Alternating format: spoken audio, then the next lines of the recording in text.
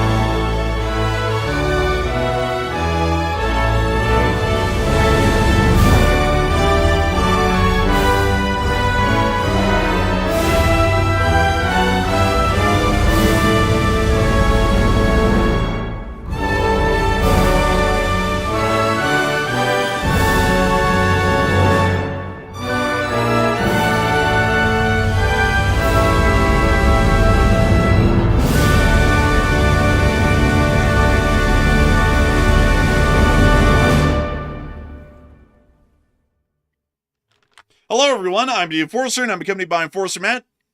And good evening, folks. It's Enforcer Matt, and welcome back to day 1512 of the news. And we have very big news tonight from the Middle East and out of Europe as well. We are seeing that the U.S. military is preparing brand new deployments of thousands of troops near Iran, and it appears to be a brand new deployments that we're hearing about currently. We're also seeing that China has sent they've sent Iran a military satellite, if I can get that out, to target U.S. bases, according to the reports. And also, it appears to be that Russia is threatening to attack Europe over drone manufacturing that's currently taking place in Britain and other countries around Europe. And it's good to see you all once again. And of course, we're going to be covering the past 24 hours of the news from around the world, as we have been able to hear of significant developments inside of the Middle East, South Africa, or generally the southern part of the African continent, Australia, the Americas, Europe, in both Eastern and Western Europe, and also the rest of the world for the larger part over the course of the day. We have been able to hear of significant developments, in particular coming out of the Middle East, as U.S. officials privy to matters within the White House have stated that significant U.S. deployments of thousands of more ground troops will be ongoing here over the course of the remainder of this week, possibly suggesting that the United States is planning for larger ground operations inside of the Islamic Republic of Iran. And additional statements also came out from the White House today, largely corroborating that idea, stating that there may be ground operations happening at some point within the Islamic Republic of Iran, as the United States is still heavily considering that option.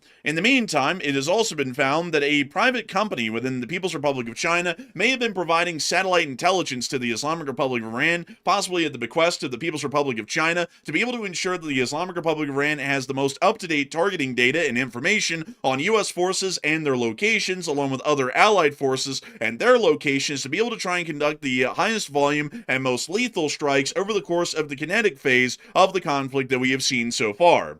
In the meantime, the United States of America is still continuing its blockade of the Iranian blockade. And while these blockades are largely overlapping on top of each other, it does appear that there are some interesting developments that have happened over the course of the day. The Iranians have claimed that a single one of their oil tankers was able to break through the blockade today, but we do not have largely any corroboration or proof for that claim. The United States of America has actively warned vessels to not attempt to break the blockade and have turned them around, sending them back into the Strait of Hormuz, which we have been able to watch on ship tracking data.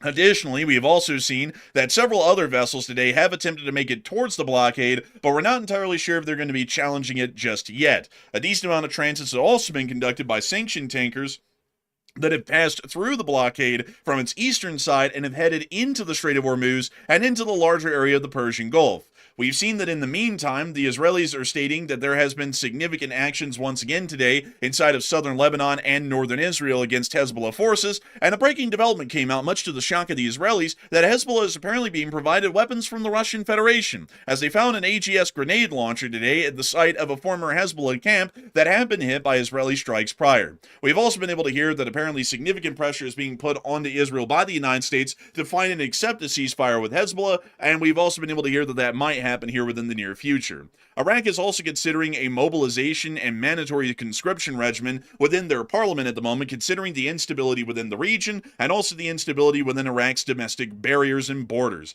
We've also seen that Iran has also conducted drone attacks against the northern areas of Kurdistan over the course of the day, with the significant portions of Kurdish forces within the area coming under attack by the Islamic Republic of Iran. In the same time, we have also seen that the Iranian government has stated that they will not be extending the ceasefire any farther than the point that we have seen it at right now, and we have also seen a very rare sight of an Iranian Air Force F-4 Phantom in the area of southwestern Tehran over the course of the day, suggesting that some small element of the Iranian Air Force may have been able to survive the initial airstrikes by the United States and Israel. Further than that, we have also been able to get news out of South Africa, or more so Mozambique, and to be particular, considering that there is a country down there called South Africa. It's a little bit confusing to call the geographical region that. We have been able to hear that inside of Mozambique, fuel shortages are starting to hit the nation, and it does appear that a larger part of the country and most major cities have already started to run out of fuel, and there is a physical shortage that is now happening within the country. This is once again showing that the material shortage is already reaching countries that are far less wealthy than those here in the West, and this situation could continue to expand and grow to where we see physical fuel shortages reaching the large part of the world, even including some of the wealthiest nations in the entirety of the planet, including those in Western Europe and those in North America.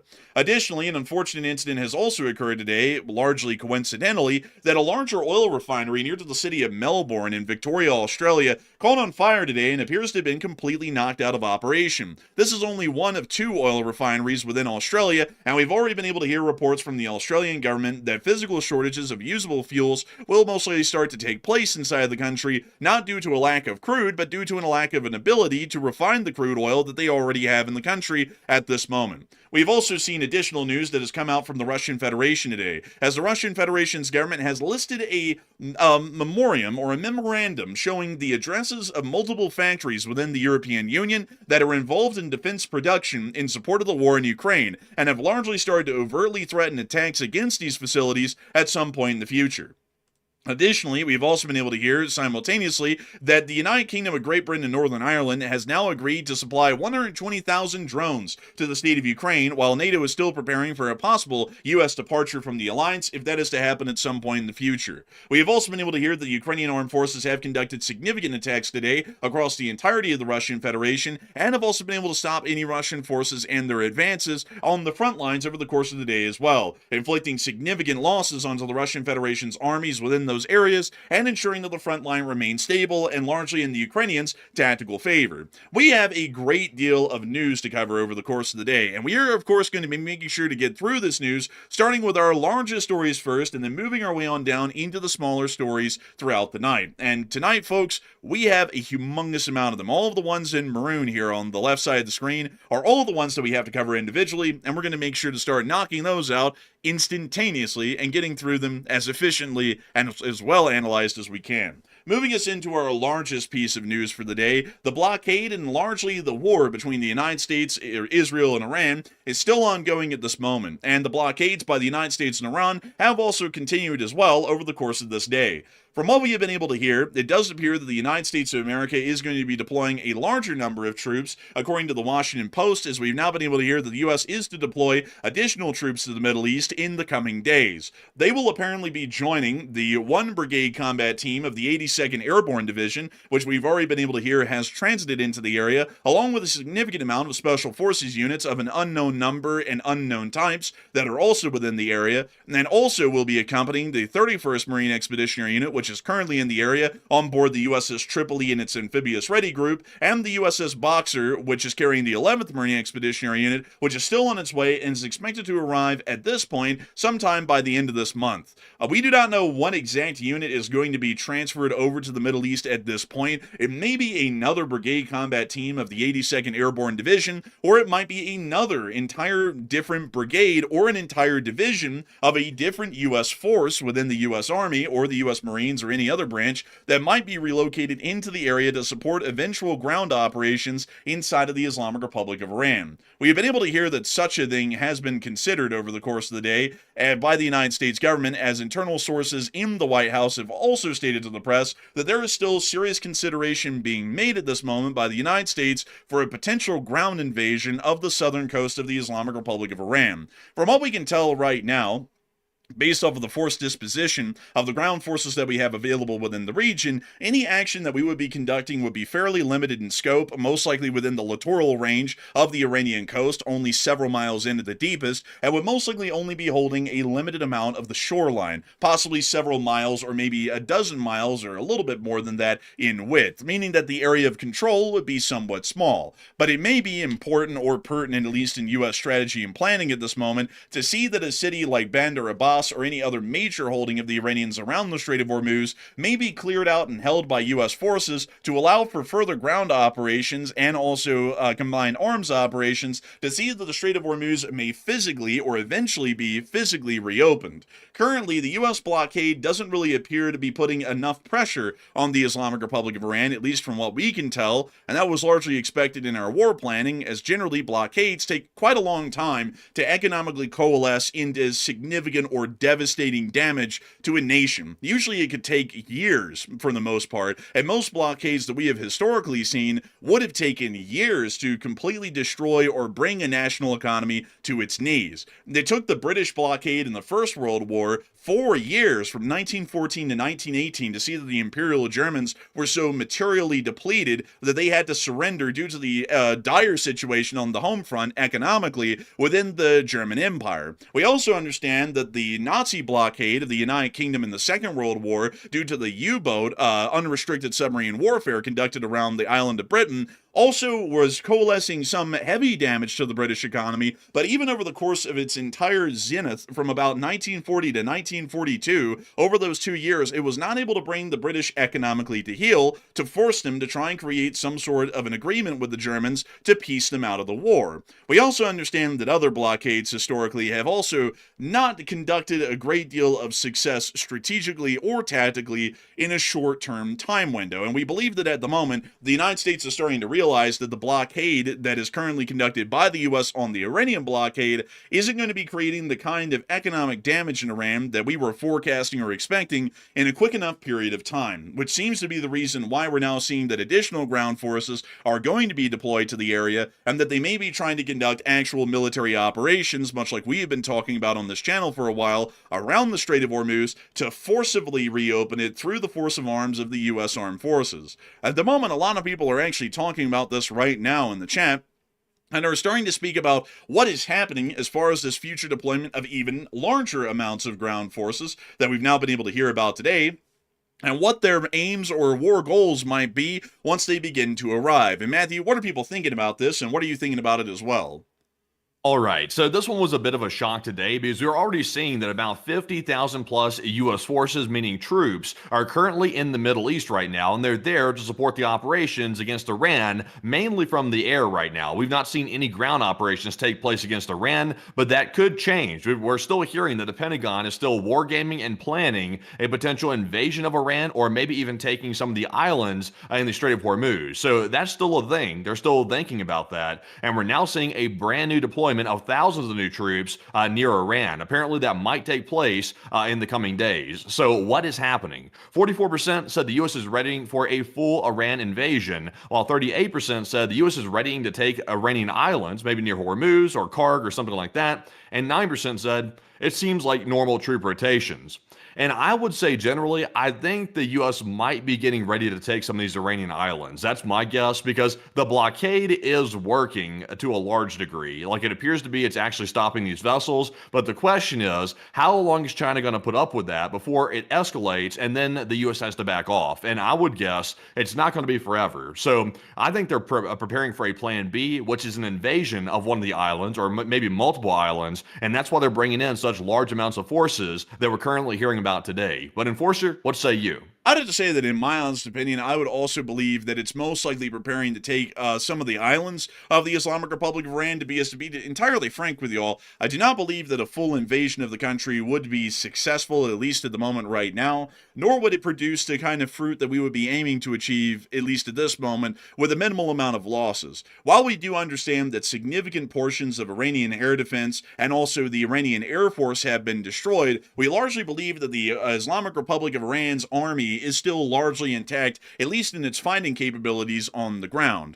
And while that wouldn't be too big of a problem in the open plains of a place like Eastern Europe, if we were fighting them there, the problem with the Islamic Republic of Iran is that infrastructurally, they're fairly deficient within most areas along their coastline and along their border with Iraq. And not only that, Iran has significant mountain ranges which literally sweep across the entirety of their southern coast and the western border that they have with Iraq, meaning there would be significant bottlenecks within those areas in our advances, and that could lead to significant battles that could lead to heavy losses and heavily slow down the war as well, considering that due to these geographical limitations throughout most of their country, advances would generally be slow and having to fight over pinpoint areas instead of fighting over a broader front and being able to emphasize fire and maneuver tactics on the ground. For that reason, I would also say that U.S. military planners have most likely foreseen this and are looking towards a military operation that will be a lot more successful on a far smaller scope, and would most likely require highly mobile and limited firepower forces like those we're seeing right now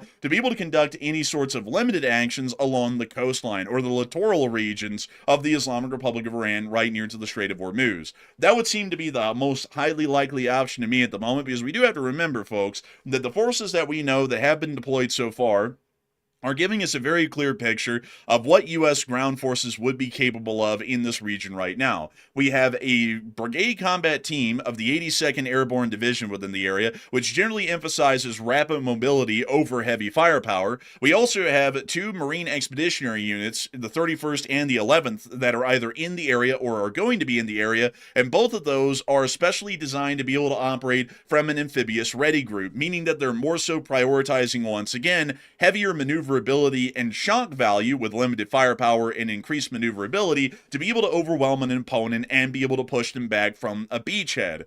Both of these types of forces that we've heard about so far, that are at least in the region here, are not suggesting a larger ground offensive or a ground invasion that's going to be happening inside of Iran, as you would generally need some of the heavier hitters like the 1st Armored Division and other units to really be able to slug it out over the broader areas of the Islamic Republic of Iran and to be able to conduct significant advances in country.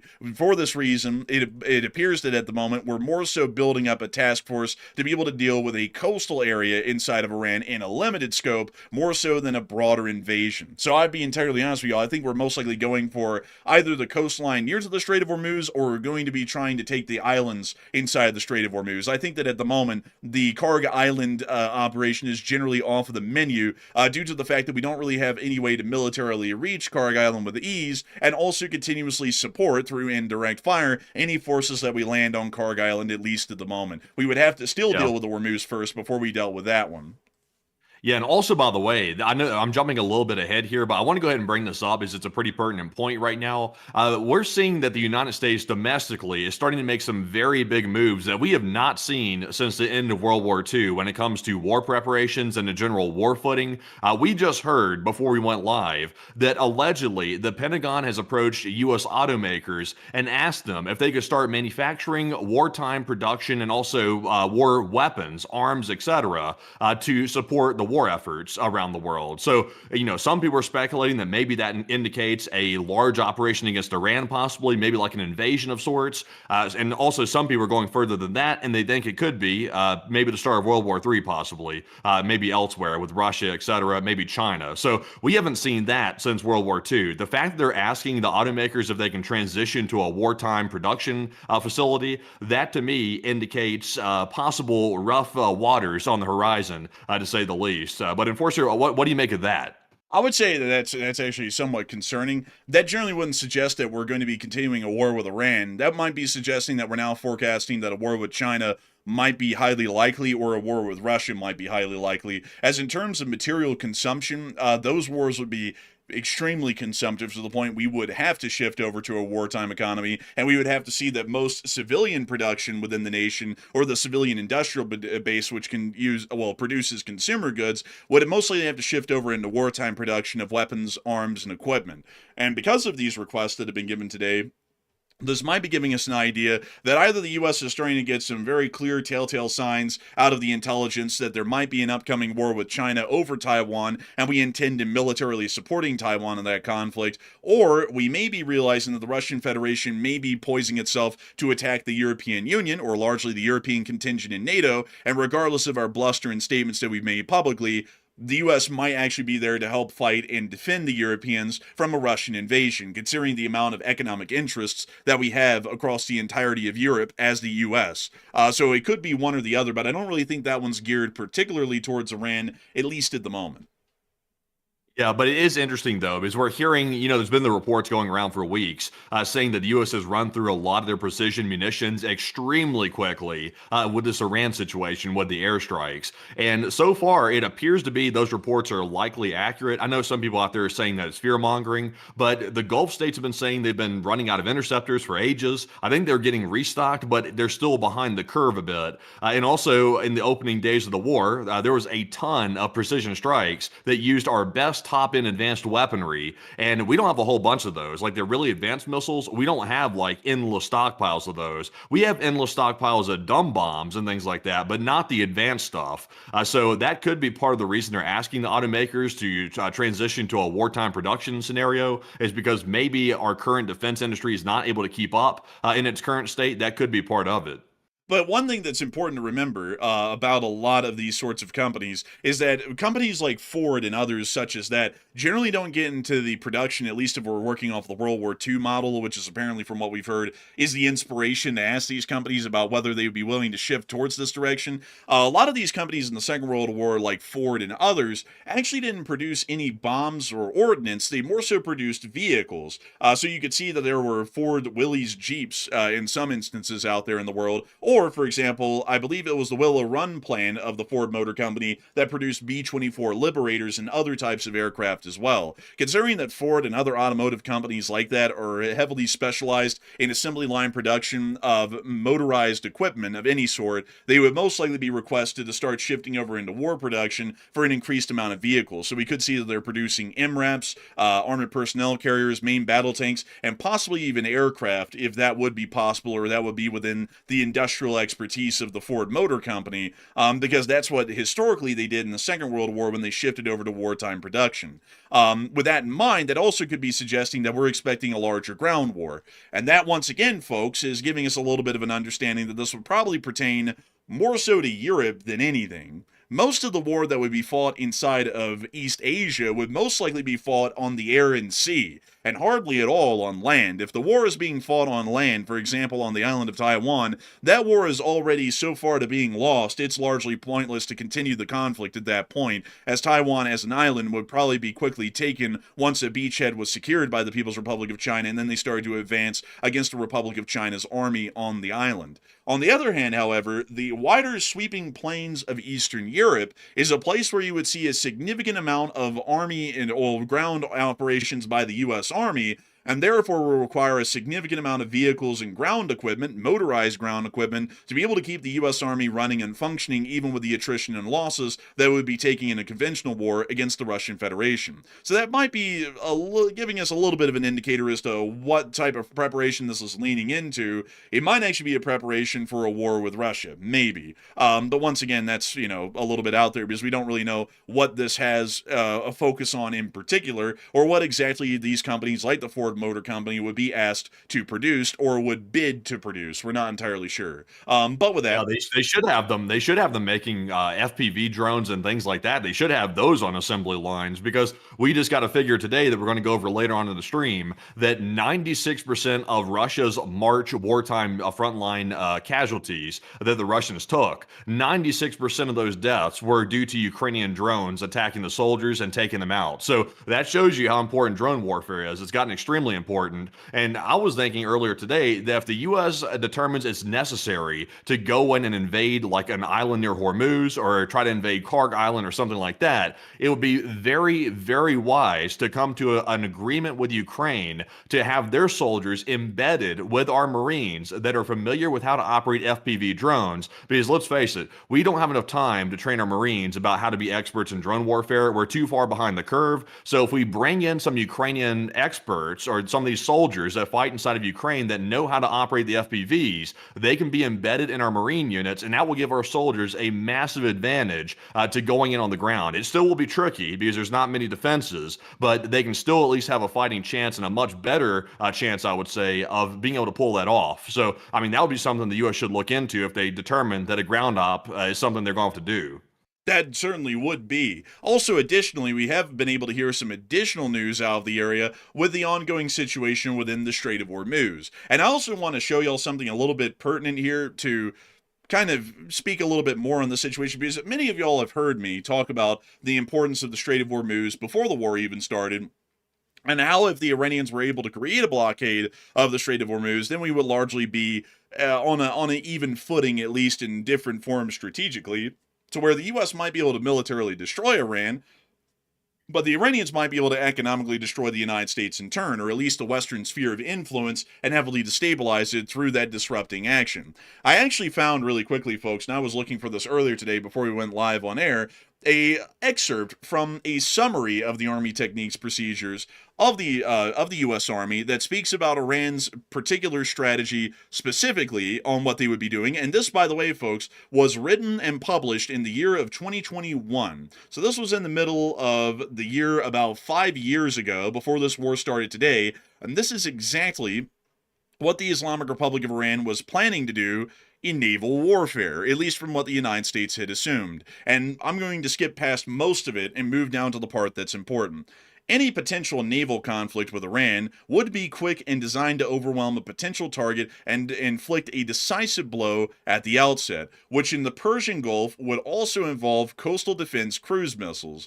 Iranian naval planning is focused on maintaining control of the Persian Gulf and denying access to adversaries through the Strait of Hormuz. Depending on the geopolitical situation, an Iran closure of the Strait of Hormuz could range from a series of asymmetrical attacks and terrorist actions at sea to a full blockade for a short period of time.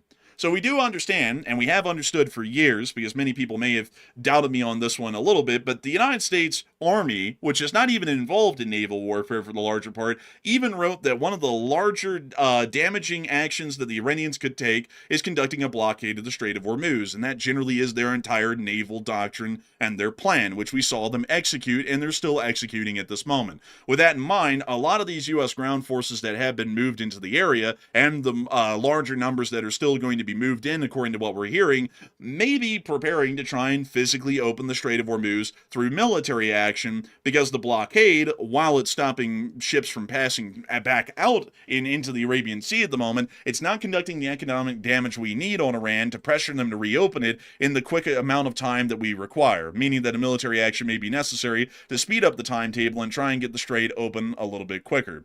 But moving us on out of that, it is time for us to get on into what's been going on in the strait today. And we have been able to hear that the situation has been interesting to say the least. We have been able to hear that the first transit west was had been conducted at this moment by a multi-flagged VLCC, which was able to pass into the strait from its eastern side heading west over the course of the day. But before we move on into the rest of the situation in the Strait of Hormuz, we do have a poll at this moment about what is going on with the Pentagon asking U.S. automakers, which I was going to say for a little bit later, on increasing production. And I guess since we're about to get into that poll, I need to move over here and cover that one really quickly. But we were able to hear that apparently the Pentagon has approached automakers and manufacturers to ramp up weapons production, according to a word that the Wall Street Journal was able to pick up from some sources privy to the matter today. And a lot of people are wondering, what in the world could that increase in military production be for? And Matthew, what are people thinking about that? And what are you thinking about that as well?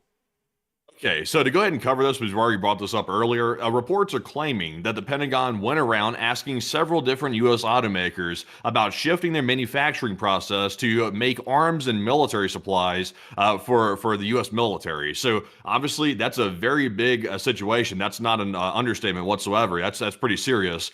So what are your thoughts? 49% said it sounds like World War III with China or Russia. It sounds like that could be a preparation for it. 26% said the U.S. plans to vastly expand the Iran war, and it's simply getting ready for that. And 18% said it seems like it's just a query, meaning it's just a question.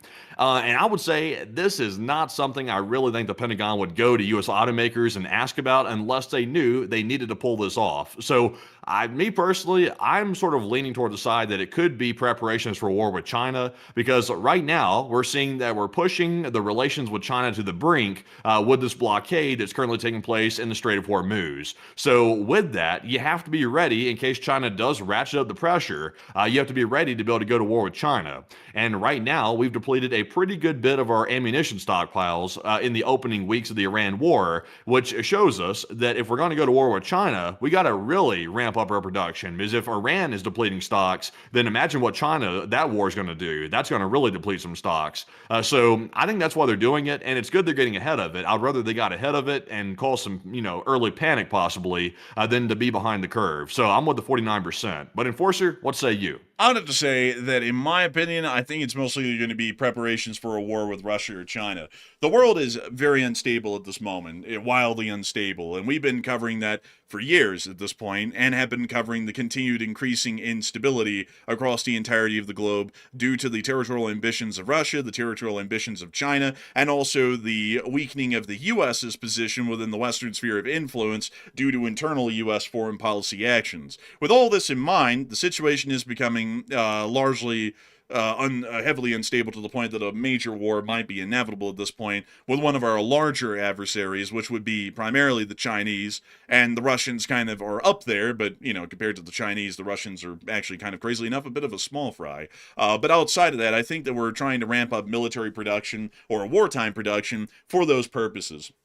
Now, I've seen some people in the chat saying that such a suggestion is pure fear-mongering, just trying to get people ramped up and scared.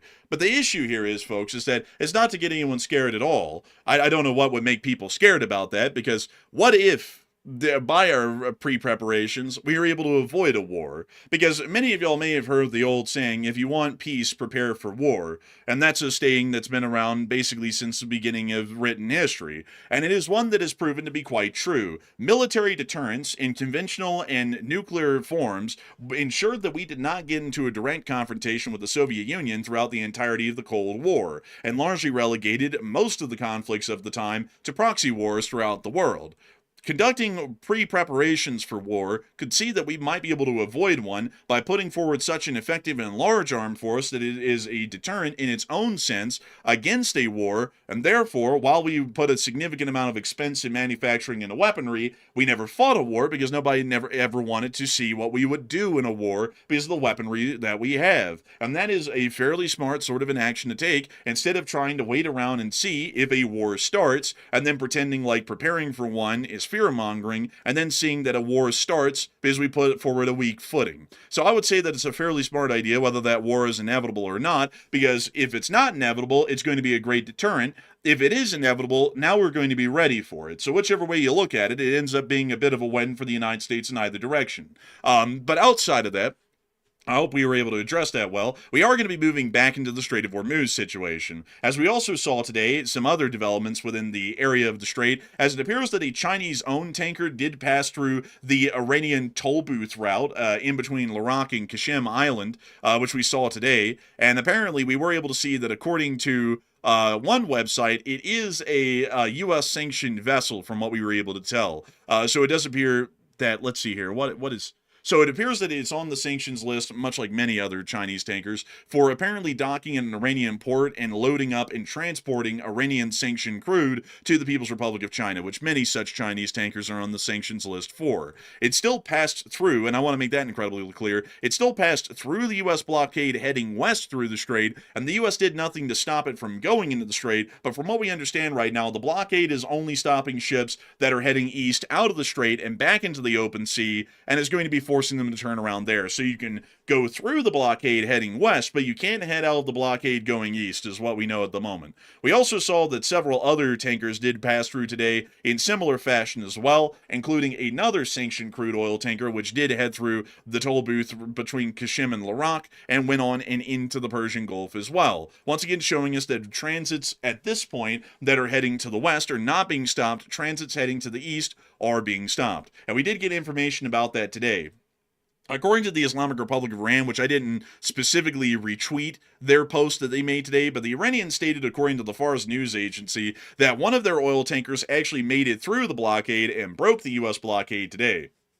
We were not able to confirm that individually, and it doesn't really appear that that claim has a lot of credence, as we did also get to hear that an Iranian-flagged vessel did try to evade the U.S. blockade after leaving Bandar Abbas and exiting the Strait of Hormuz and pretty much skimming along the Iranian coastline. The guided missile destroyer, the USS Spruance, a Arleigh guided missile destroyer, successfully redirected the vessel, which was heading back to Iran, according to the U.S. military. We actually got to hear a little bit of the radio broadcast that was made by the USS Spruance, from what we understand, telling the ship to turn around, otherwise it would start to face repercussions of attempting to violate the U.S. blockade. And here is the audio of the destroyer, the Spruance, messaging this Iranian vessel and telling them to turn around. The U.S. has announced a formal blockade of Iranian ports and coastal areas.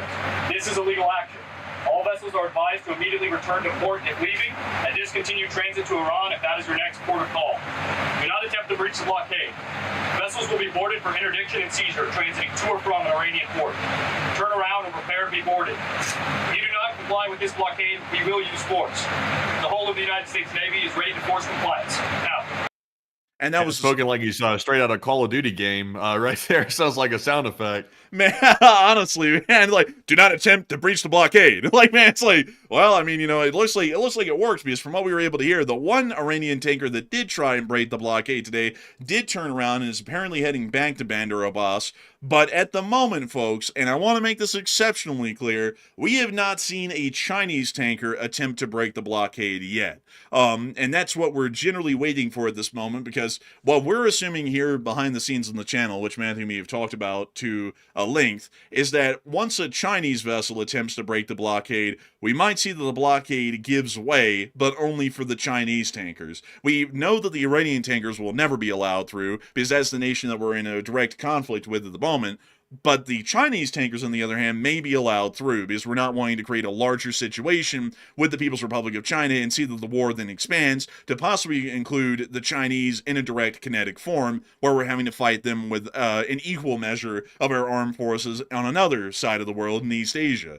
So we're still waiting to see if that's going to happen. And right now it appears, folks, that there's been a good bit of hesitancy by Chinese ships to try and break the blockade. And we think that at the moment, that might be because no word has come down from the Chinese Foreign Ministry telling them to try and break the blockade, or the words come down from the Chinese Foreign Ministry telling them to stand by and hold off while they get into talks inside the internal higher-ups of the Chinese Communist Party and figure out what exactly they want to do, whether they want to try and wait this whole thing out, or whether they want to see if they can force their way through the blockade with a single tanker, and then see that that would allow for a flood to pass through the blockade without being stopped by the United States Navy.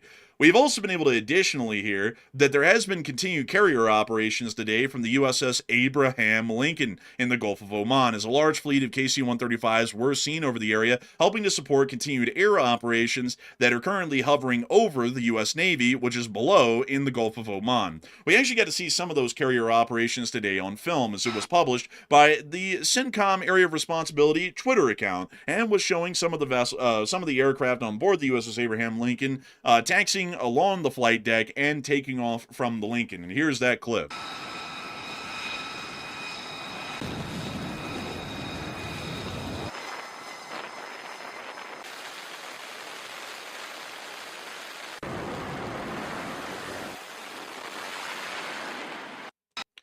This does clearly indicate that, at least at the moment, the USS Abraham Lincoln is providing direct air support to the ongoing U.S. blockade, and it doesn't just include the surface assets like the Arleigh Burke guided missile destroyers that are currently enforcing the blockade. It also includes U.S. air cover as well, which is helping to provide additional fire support to those destroyers in the Gulf of Oman if it ever became necessary, and apparently they're on a 24/7 basis, meaning that some air power will be available throughout the entirety of the blockade indefinitely until the blockade eventually ends.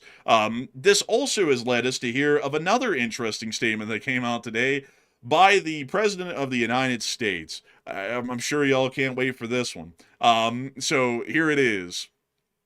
China is very happy that I'm permanently opening the Strait of Hormuz. I'm doing it for them, also, and the world. This situation will never happen again. They have agreed not to send weapons to Iran. President Xi will give me a big, fat hug when I get there in a few weeks. We are working together smartly, and very well. Doesn't that beat fighting? But remember, we are very good at fighting, if we have to, far better than anyone else. The President of the United States. Oh man, how are you supposed to interpret that statement? Like the first half of it is, oh, a big fat hug for my friend Xi Jinping. But every day in the outback in Australia, we're very good at fighting. If you want to fight, we'll give it to you. Listen, I don't care about the trade proclivities. Let the thousand blossoms bloom. But I ain't going to spend another minute on it because the Chinese tank is trying to break the blockade in the Gulf of Oman. Man, it's got the same vibe going on with it. The first part is all like lovey-dovey with Xi Jinping, and then like the last part's unhinged, is basically threatening Xi Jinping at the last part of it. It's like how the hell are you gonna put both of those in the same statement? I don't even know. I don't even know. Also, by the way, I just got to ask. So we won't reopen the Strait of Hormuz for the weaklings, the Europeans, but we will open it for the Chinese, which at the moment are supporting Iran, which created the blockade, which we're trying to now break and reopen. I gotta ask y'all, what kind of sense does that make? I mean, if we're doing it for anyone, shouldn't we be doing it, if we're doing it out of charity, like this post says, for our allies, not our enemies? Yeah, I guess so. Yeah.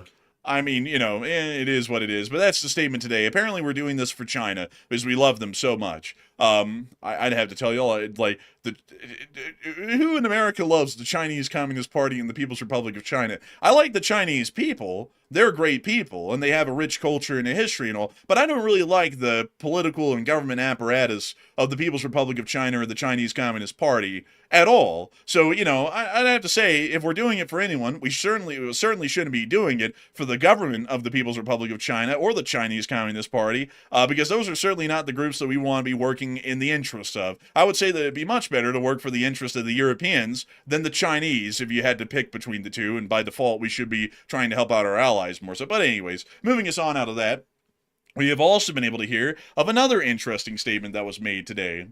Apparently, folks, from what we've been able to hear from a Financial Times report, according to them, allegedly, the Iranians have secretly purchased a Chinese satellite to monitor U.S. military bases in the Middle East. And according to the documents released by the publication, the IRGC acquired the satellite, allegedly, in 2024, and received images directly as strikes were occurring. The Corps paid approximately 250 million won to gain control of the satellite system, according to the allegations that were levied by the Financial Times report earlier today.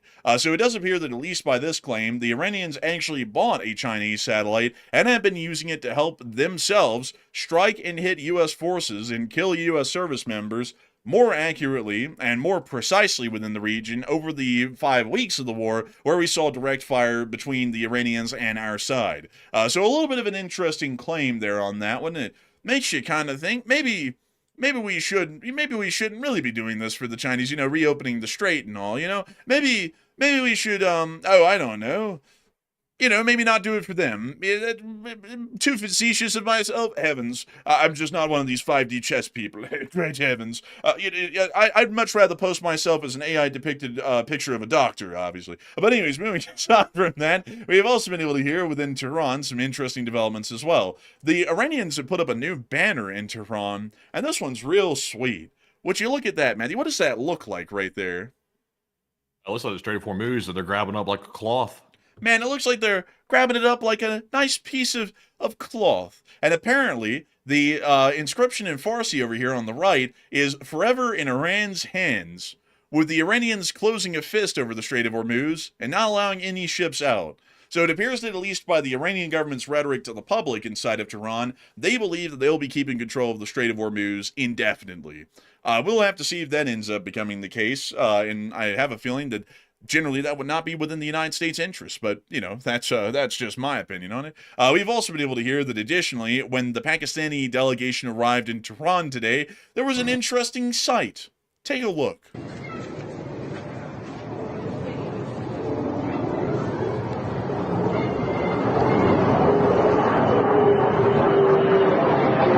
Oh my goodness! Oh, is that an F4 Tomcat? That would be an F4 Phantom. The Tomcat's the 14. Oh, you're right. Man, is that one of them damn P-51 Hornets? Man, see, I added a 1 where it didn't belong, but it's all good though. It's the Phantom. It's a little bit more secretive. It's a little more secret. Also, by the way, folks, this lets us know that there is some portion, we don't know how much of it, of the Iranian Air Force that is still operational. And this confirms that today. We didn't know how much of it was left operational. We knew that a large number of F-4s, F-14s, and also other variants of Iranian airframes had been destroyed over the war, but we didn't know how many. But this is confirming that the Iranians still have at least some aircraft at this point that are still airworthy and operational to be able to conduct air interdiction. Although, to be honest with y'all, this thing isn't doing much. I mean, it's a early 3rd generation fighter aircraft. The U.S. is currently on 5th generation aircraft, so this thing is basically antique. Yeah, it's the F4 Phantom Cat. Man, the Phantom Cat. We also got some other pictures of this thing as well right here. We have the same clip at the start, but we also have this close-up showing the entirety of the fuselage and the airframe. We also were able to see a MiG-29 as well, somewhere in the air escort. And we also were able to see that MiG-29 from another angle. So apparently they still have some operational early variants of the MiG-29, and they also have F-4Es, which are still operational within the Iranian Air Force. Not really that much of a challenge. I mean, if we're being completely honest, most F-4Es can only carry the AIM-7 as their best air-to-air missile. And the AIM-7 these days is so woefully outdated that it may as well not even be usable, at least in a modern air war. So generally, it's not that big of a threat. If we need to go to war with Iran again, or start bombing Iran again, these F-4s and MiG-29s are not really going to be posing that much of a threat, to be completely frank, but still, it is showing that some elements of the Iranian Air Force are operational at a minimum. We also were able to hear that today, the Iranian government also put out a statement from a senior Iranian official, and according to Blockade, he stated that for now, extending the ceasefire is not approved. So it appears that according to some inside of Iran, or at least this top official, he is saying that after the ceasefire elapses, which I believe at this point it only has a couple of days left, the ceasefire is apparently not going to be renewed between the Islamic Republic of Iran, the United States, and Israel, meaning that the kinetic side of the war, or the shooting side of the war, to put that in a more normal way of speaking, might be back on the menu once again, and we may see that the war resumes across the whole region again. That's not to say that it's ended at all. The Iranians are actually still attacking the Kurds within northern Iraq. And we actually got additional footage today showing some of those incidents, including this one here where an Iranian Shahed drone landed more so dived into a Kurdish installation and blew up within it, which we can see in this clip right here. We see it coming on in and now going into its dive and landing right inside that Kurdish compound. Damn. Holy cow. That's a very clear footage of that. I've never really seen one that clear. Yeah, I'd say that's actually crazy. Also, man, why the hell does this kind of look like Utah a little bit? Yeah, it kind of does. I've never seen anything quite like a rogue drone exploding on something, though. Thankfully, I hadn't seen nothing like that out here. But that's tough. Wait a minute. Is this Dugway? Man, I don't know. It kind of looks like the same like environment basically. What? I'll be honest with you, I didn't know that Northern Iraq kind of looked a little bit like Utah. We also were able to see this clip as well. This actually shows what we now found out, folks, was a Rafale that apparently wasn't a Mirage 2000 that shot down the Shahed over Northern Iraq yesterday. And this clip is once again a repeat of that one from yesterday.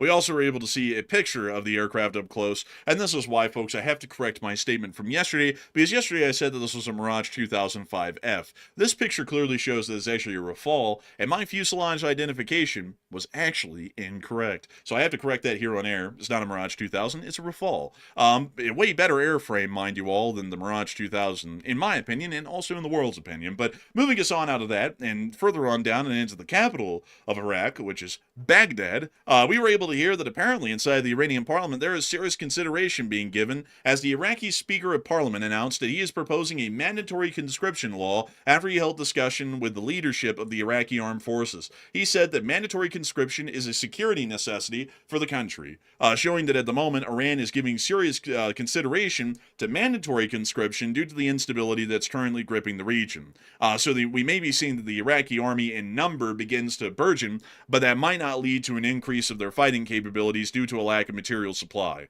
Moving us on out of Iraq and on over and into the area of Israel, the conflict with Hezbollah is still continuing. Air raid alerts were given today within the very northeast or northwestern portion of Israel due to the bottle rocket attacks, and we also saw that the Israelis found an interesting thing today within a camp that they liberated, or more so took over from the Lebanese. They found...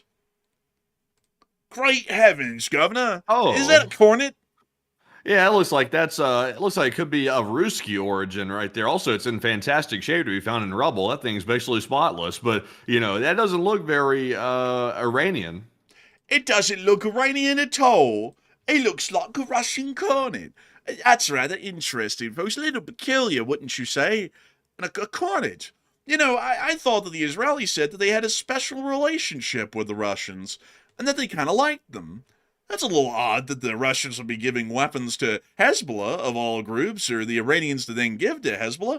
That's a little interesting. Maybe the Israelis are chumming up with the wrong people, because when the Israelis get attacked, I don't really see them getting attacked with TOW ATGMs. It always seems that they're getting attacked by cornets and stuff, A little interesting they'd say they have a special relation with the Russians, because it looks like the Russians don't really consider their relationship with Israel to be, what do we call it? Special. Yeah, that's the word. But anyways, the Israelis did find one today, and a couple of cornet ATGMs to boot. They found 4 of them here. Some of them in the plastic wrap still. So these things are basically being given to Hezbollah, freshly imported from Russia, like literally still in the wrapper and everything. I mean, that's kind of crazy to see. But a little suspicious there, folks. Really makes you think, who in the world is Israel's friends? Well, it's clearly not Russia, and I don't know why in the world they've been pretending, like, for some time that it might be. Because if y'all don't know, it was earlier this year that Netanyahu stated in the Israeli parliament, and it's on film and audio, so if you're doubting this, you can go listen to it, that Israel has a special and lasting relationship with the Russian Federation, which raised our eyebrows here on this channel, and we said, it's a little bit questionable for, the Israelis to say that Russia is an ally, considering that Russia is an enemy of the United States, or at least friendly to them. And it appears that they're not that friendly, because they're giving weapons to the very groups that are trying to attack Israel. So a little interesting with that. We also were able to hear that apparently significant pressure is being put on the Israelis by the U.S. government currently to reach a ceasefire with Hezbollah. And we were able to hear that according to Al Arabia, a ceasefire between Israel and Lebanon is expected soon, according to some officials. So there may be a ceasefire going into effect between those two groups at some point here within the future. But moving us on entirely out of the Middle East, actually we have one more thing to cover, folks, in the Middle East. Down here in the Bab el-Mandeb, we were able to hear, folks, that the Iranian military has stated that a U.S. naval blockade will lead to a ceasefire violation. Apparently they just heard about this today because this has been going on for a minute. And the Iranian military has warned that they will block the Red Sea, or the Bab el-Mandeb, if the U.S. naval blockade continues, according to the AFP. So it does appear that the Iranians are now directly threatening that they will request that the Houthis close the Bab el-Mandeb, and that might happen at some point here in the future. So it appears that the Iranians are still trying to play hardball, folks. It doesn't really look like they're backing off. That threat makes it pretty clear they're still trying to ratchet up the pressure to see that we give, instead of them giving before us. And that might also be a reason why we're moving these forces in, because we're now realizing that this blockade might not achieve much in the short term rather than additional damage. And so now we're going to try and reverse the situation, at least at the Strait of Hormuz, by conducting ground operations possibly to clear the strait, and then see that the flow of oil starts to resume and that oil prices stabilize globally. But with that, it's now time for us to move on out of the Middle East entirely and around the rest of the world to talk about some of the oil issues that we're starting to hear of. Down in the nation of Mozambique, which is inside of southern Africa, we've been able to get some concerning news today. News that we've been waiting for a little bit here on the channel. And I'll tell y'all why once I read it out to y'all. The nation of Mozambique is now going through critical fuel shortages.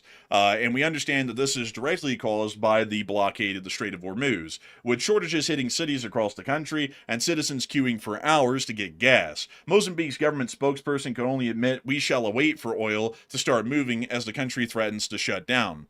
This is a very interesting sign, and this is the beginning of the signs that we've been looking for that will start to spread. How the oil market works is that oil is sold around the globe in WTI and Brent crude at set prices. Some countries are wealthier than others, meaning that once oil starts to get depleted in numbers to where the demand is far exceeding the supply, wealthier countries will still be able to get by for a little bit, but countries that don't have a lot of money are going to just not be able to afford that now increased price of oil, and their country is going to completely run out.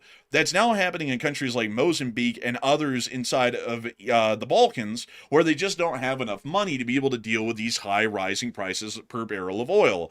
And that is showing us that physical fuel shortages are starting to begin because of this blockade, and these will start to extend far greater around the world as oil continues to be depleted. The demand is far exceeding the supply at the moment, meaning that everywhere in the world will start to run into significant fuel shortages. And we're already seeing that some of the poorest countries in the world are pretty much plumb out of fuel already because they just can't afford to pay for new fuel to be imported off of these new barrel prices that we're seeing right now. This will start to affect everyone. Get this. So in Mozambique, I did the translation because they sell their gas in liters and not gallons. So if you do the translation, the gas cost per gallon for gasoline in Mozambique is about $4.96 a gallon. That's in US dollars. So that's the cost. Now, to some people, they might be like, hey, well, California is paying that right now, so that's not too bad. It's all the way down in Mozambique. It's remote. It's down there on its own. So maybe that's okay. But once you factor in, though, that, the salaries in California are kind of a little bit high when it comes to U.S. salaries and the average. In Mozambique, they're paying $4.96 a gallon, but the monthly pay is about 280 USD a month. So, for a tank of gas in Mozambique, that's basically like getting close to your monthly salary, or at least half of it, at least, just for one tank of gas at that rate. So that shows you gas is pretty much unaffordable in Mozambique. It's become what is called a luxury. I've heard folks that in Mozambique, if you find a nice-looking girl and you want to take her on a date to somewhere expensive, they take them down to the gas station and sit them in front of the price sign up front, because that's a pretty expensive place to be at this point. But moving us on out of Mozambique, we've also been able to hear that calamity has also hit the nation of Australia today as well, as we have heard a report that unfortunately a blaze has torn through the Corico refinery in Victoria in Australia, which produces 50% of Victoria's and 10% of Australia's fuel, with the Australian Energy Minister adding that jet fuel and gasoline production would be disrupted as a result of this refinery fire. We're not entirely sure if this is sabotage or some sort of a unfortunately timed incident at this refinery that has led to it being shut down, but it does appear to once again be showing that right now oil instability is a near certainty for many countries in the world, those who are not affluent and those who are quite affluent. The Australians generally are a fairly wealthy country, GDP-wise, and it does seem, at least at the moment, they are also going to be dealing with some fuel shortages and rising fuel prices as well, much like many countries are at the moment. The United States and most Western European countries will not be directly affected by fuel shortages, at least right now. We are generally the most insulated because of our wealth to fuel shortages, because we can generally, here in the United States, afford to pay exorbitantly high prices per barrel of oil for quite some time before we either run out of money or the oil runs out, where even if we could pay, there just isn't enough oil for us to buy. So that means that for now, generally in the United States, we're just going to see continuously increasing prices at the pump, but we might end up like countries like Mozambique, or we might end up in some unfortunate scenario like Australia, to where we either don't have the ability to refine enough fuel out of the barrels of oil that we have here in this country, or we just physically cannot find enough fuel to keep the nation running, and there for that problem, we start to see fuel shortages nationwide. So we'll be waiting to see what comes out of this situation as time continues to pass. Moving us on out of that, we've also been able to hear, moving us over into the Americas for a brief moment, for a little hors d'oeuvre of a sort. You know, we all need a little bit of a refresher, an hors d'oeuvre. Matthew, what type of war could be described as an appetizer, I wonder? Something that really just keep the belly full while we wait for the larger ones to go on. What would be one of those wars? These days, I guess possibly maybe Venezuela, but that situation is largely coming to a close for the most part. So I think there's a juicy island that's out there somewhere. It's lurking around Puerto Rico. It's called Cuba. That could be the appetizer, basically the fish sticks of the night. You know, Matthew's not wrong, folks. It is Cuba, because we now heard from White House officials that the Pentagon is reportedly planning for a potential Cuba operation, according to USA Today. Well, that's something else right there.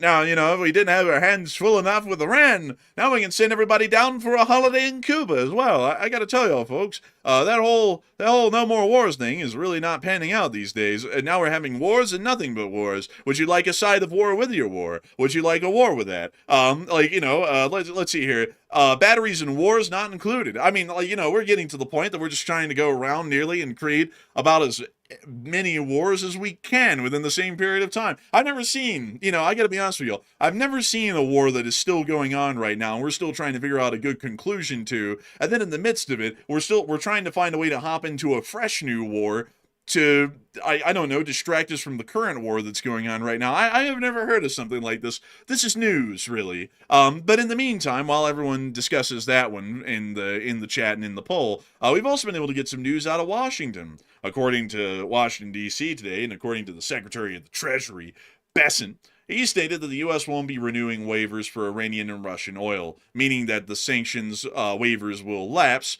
and the sanctions will slap back into place on Iran and Russia. So, that's at least a statement for now. We'll have to see if that stands. I'm sure that, within the next few weeks, this could change quite a lot. But that's the statement today, is that apparently we're going to be putting the sanctions back on Russia and Iran, which might be giving you an idea, at least to the public, that the situation is going to be stabilized in the Middle East. But at the moment right now, we're not entirely sure if it will be. And that might heavily be dependent on whether they follow through with that or not, on how the situation with the Hormuz is going by that time that those waivers are supposed to lapse. They might extend them again. We're not entirely sure. Moving us on out of that, it does appear that many people at the moment are talking about this plan for Cuba operation. And Manny, what are people thinking about that whole thing? And are people thinking that, it's kind of be there or be square, but we're now updating it to be a little bit more modern, be there or be Cuba? And what are people thinking about that, Matthew? And what are you thinking about that as well? All right, so it seems like a war is the main entree on the menu. It looks like the United States is looking for wars wherever they can find them. They're flipping over rocks to look for wars at this point because, it's not like we have our hands full in the Middle East right now, and it's not like we're possibly, looking at a war with China or Russia. Cuba, yeah, when you see a juicy steak sitting nearby, it's kind of hard not to let the dog in you want to go get the steak. But what we're seeing today, though, that reports are saying that the Pentagon is now planning actively for a Cuba operation, and it's suspected to be possibly an invasion of Cuba, maybe, but we're not entirely sure. But what are your thoughts? 48% said the U.S. will invade Cuba, while 23% said the U.S. is simply bluffing the situation, and 15% said the U.S. will merely airstrike.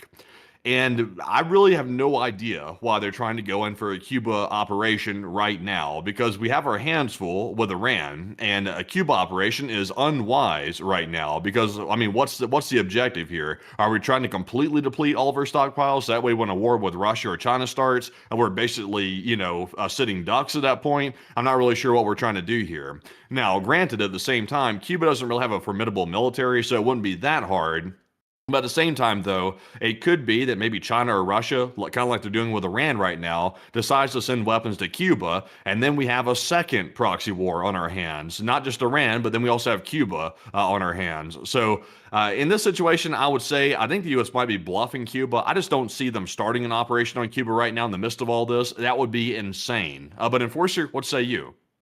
I'd have to say that I'm gonna have to go with the cop out on the 13%. I'm unsure and undecided because this whole thing with Cuba, I gotta say it that way, folks. I don't know why, but this whole thing with Cuba, it's very reminiscent to the thing that we did with Venezuela, where there was a whole bunch of fake breaking on that for a good bit, and then we just bombed them, and then 2 hours later we took Maduro out of the country. So I'll be entirely honest with you all at this point, folks. I mean, some of the war with Iran was one that we expected because it was within the strategic imperative of the United States to conduct the war. But the war with Venezuela was just completely out of the blue for really what we could tell, really no reason.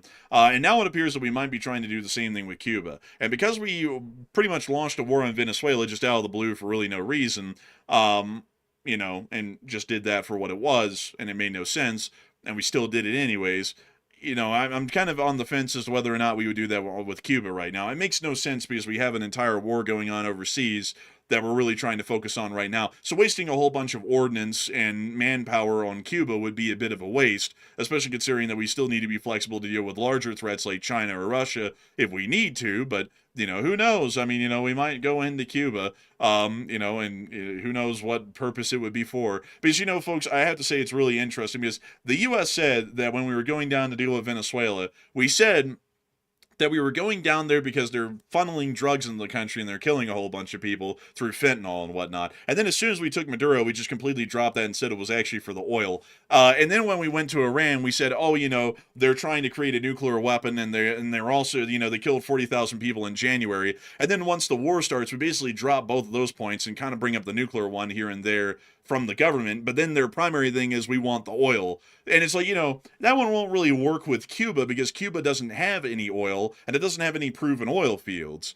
So it's like, what would be the justification for what we're doing with Cuba? Because at the bottom of it all so far, the U.S. justification for going to war is, a whole bunch of humanitarian bullshit. And then when they boil that all away, it ends up being for oil. So it's like, what in the world would they be doing Cuba for? Doing Cuba over for? Because it's not really like they have any oil. So what would be the strategic aim of, taking Cuba or something? Yeah, probably just for strategic interest, probably, I would imagine, because, there's all those reports about the Chinese spy bases being in Cuba. Also, by the way, we just saw Russian ships take oil to Cuba, but the catch is the U.S. let those ships through to go there. So clearly, very strong ties with our enemies, including Russia and China. So that would probably be the main reason they'd be looking at it, is mainly just to secure, any possible loose ends in our hemisphere of the world. And also, I see some people bringing up some reasons for a war with Cuba. Some people said, Cuba's got nice cigars. Cuba is a party island. It has resorts. Make them buy our oil. Oh, no. No. They still buy Russian. Let's see. Sugar. Sugar, not quite. I know a lot of people know that Cuba is the sugar and tobacco land, and that's basically what they always were. But the thing about that is that, yeah, the tobacco products would, be probably welcomed by a lot of smokers in this country. Sure, because, Cuban cigars are considered the highest quality in the world. But at the same time, though, we just don't need their sugar. And we actually have a tariff that's on the books that's been around almost as long as the Jones Act that pretty much makes it impossible for us to import sugar because we're wanting to protect our domestic sugar farmers and sugar producers in Florida and elsewhere. And so I don't really know if that would be the reason because we would have to completely restructure the way we run the sugar industry here in the United States. And then on top of that, folks, we don't just use cane sugar and corn syrup. We also have a humongous industry in this company, in this country. I had a Freudian slip there. We have a big operation in this company. Beyond that, we have a huge operation in this country to produce beet sugar, which we make out of beets. And so if you started to bring in a flood of Cuban sugar, you would destroy, one, the American sugar industry and the sugar growers. Two, you would also cut heavily into the corn industry and its profits from corn syrup production. And then three, you might also start causing some damage to the beet sugar industry as well. And that's kind of the economic balancing act that would throw off, is that we've generally created economic niches to where those sectors of the economy can thrive. And if we just allow a huge flood of cheap Cuban sugar in, then we're going to be destroying a lot of those industries and industrial sectors, or more so agricultural sectors, which might not be great, considering that would affect a lot of U.S. Citizens and their employment and also their incomes and livelihoods. So I don't know about that one. And they don't have any oil, so I don't really know. But anyways, with that, we are going to be moving on from Cuba and moving on and over into Europa, because we have a lot of news to cover out of Europe today. Before we get to that, though, I do have to thank everyone who's been here and watching so far. We've had 21,000 viewers at the peak tonight, and about 91,000 people have been here since the beginning of our show.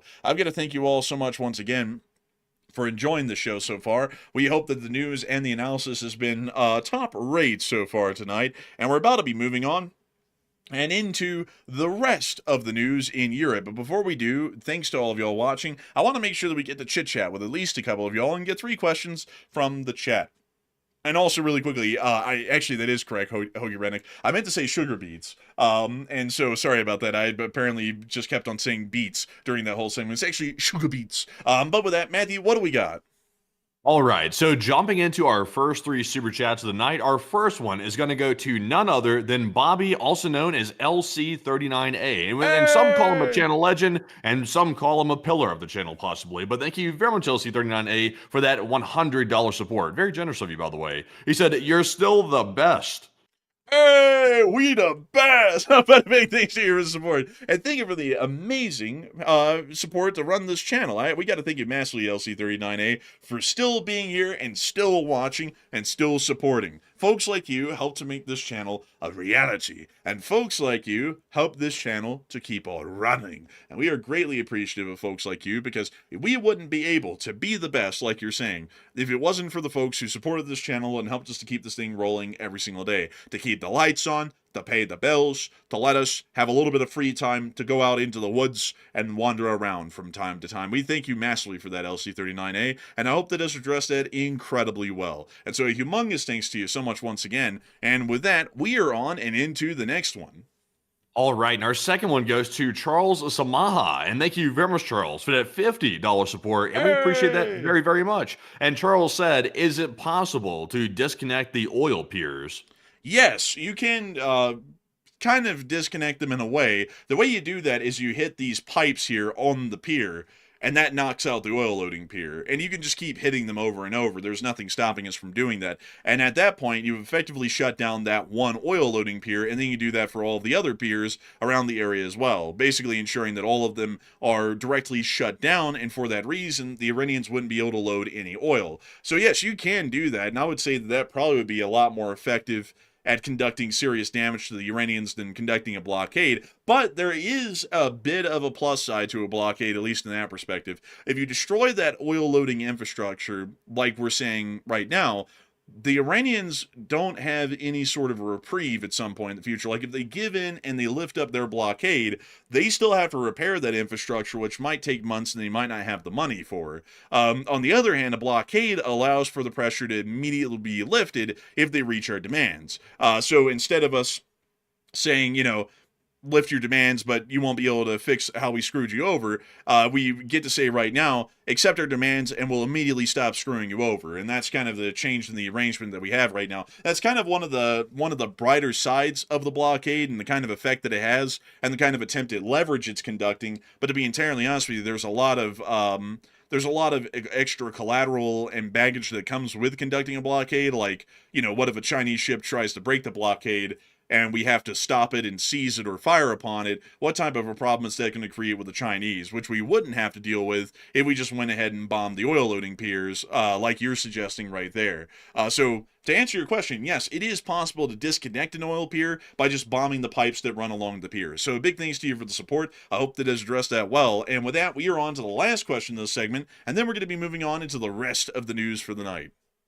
All right. And also, by the way, after we get done with our third and final super chat of this segment at least, and then we'll get to all of our further super chats during our second question segment, we do have some breaking news coming out here in just a second, but we'll get to that in just a moment after this last super chat. And this one is going to go to none other than Chris Feilbach. And thank you very much, Chris, for that 50. And we do appreciate that very, very much. And Chris said today's orb word of the day is a doorbell. Everyone knows what a doorbell is, but no one noticed it had the word orb in it until right now.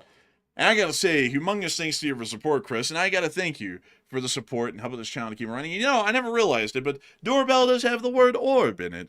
That's really interesting, right? I never noticed that. I never noticed that myself. But I gotta thank you massively for sharing a new orb word of the day. And I gotta say that is really something incredible and fascinating right there to know that doorbell actually has the word orb within it. And so a humongous thanks to you so much once again. I hope that does address that incredibly well. And with that in mind, it is time for us to move on and into the rest of our news. But before we get on into our usual forecast of news for the day over the past 24 hours, we have breaking news coming out at this moment right now. So Matthew, what do we got? All right, so this piece of breaking news is fresh off the presses right now. We are seeing that Ukraine has carried out another massive attack on another Russian oil depot. Apparently, it's in the Black Sea port city of Tuapse, and it is a big, big hit. It looks like the oil depot is burning up. We're seeing here the entire night sky is illuminated in orange, as you can see right here in Tuapse, and it's a pretty big one. So this is literally the first image we've gotten out of the situation right now, and we can expect videos and more pictures coming out probably very soon, but a pretty big hit that we're seeing right here. But Enforcer, what say you? I'd have to say that definitely looks like some significant damage has been conducted to the oil loading port at Tuapse, which we can actually show y'all right here. And we would probably believe that this has either directly hit this pier or it's hit the larger oil infrastructure that exists over here within the city itself. But it appears that it's most likely coming from the docks at Tuapse and the oil loading pier itself. So it does appear that the port has been hit quite heavily, and the Ukrainian drone attack that we're about to be covering here in the moment has proven effective tonight and causing severe economic damage to the Rossiyskyi Federatsii. So moving us on out of that, it is now time for us to get on into the news in Europa, which we're about to be getting on into that drone attack, which we've now seen the direct effect of here on the show. Moving us on into Britain, we were able to hear that the British government has stated today that they will be providing a drone package for Ukraine, including more than 120,000 drones. That is the largest drone package that Ukraine has ever gotten externally from any country.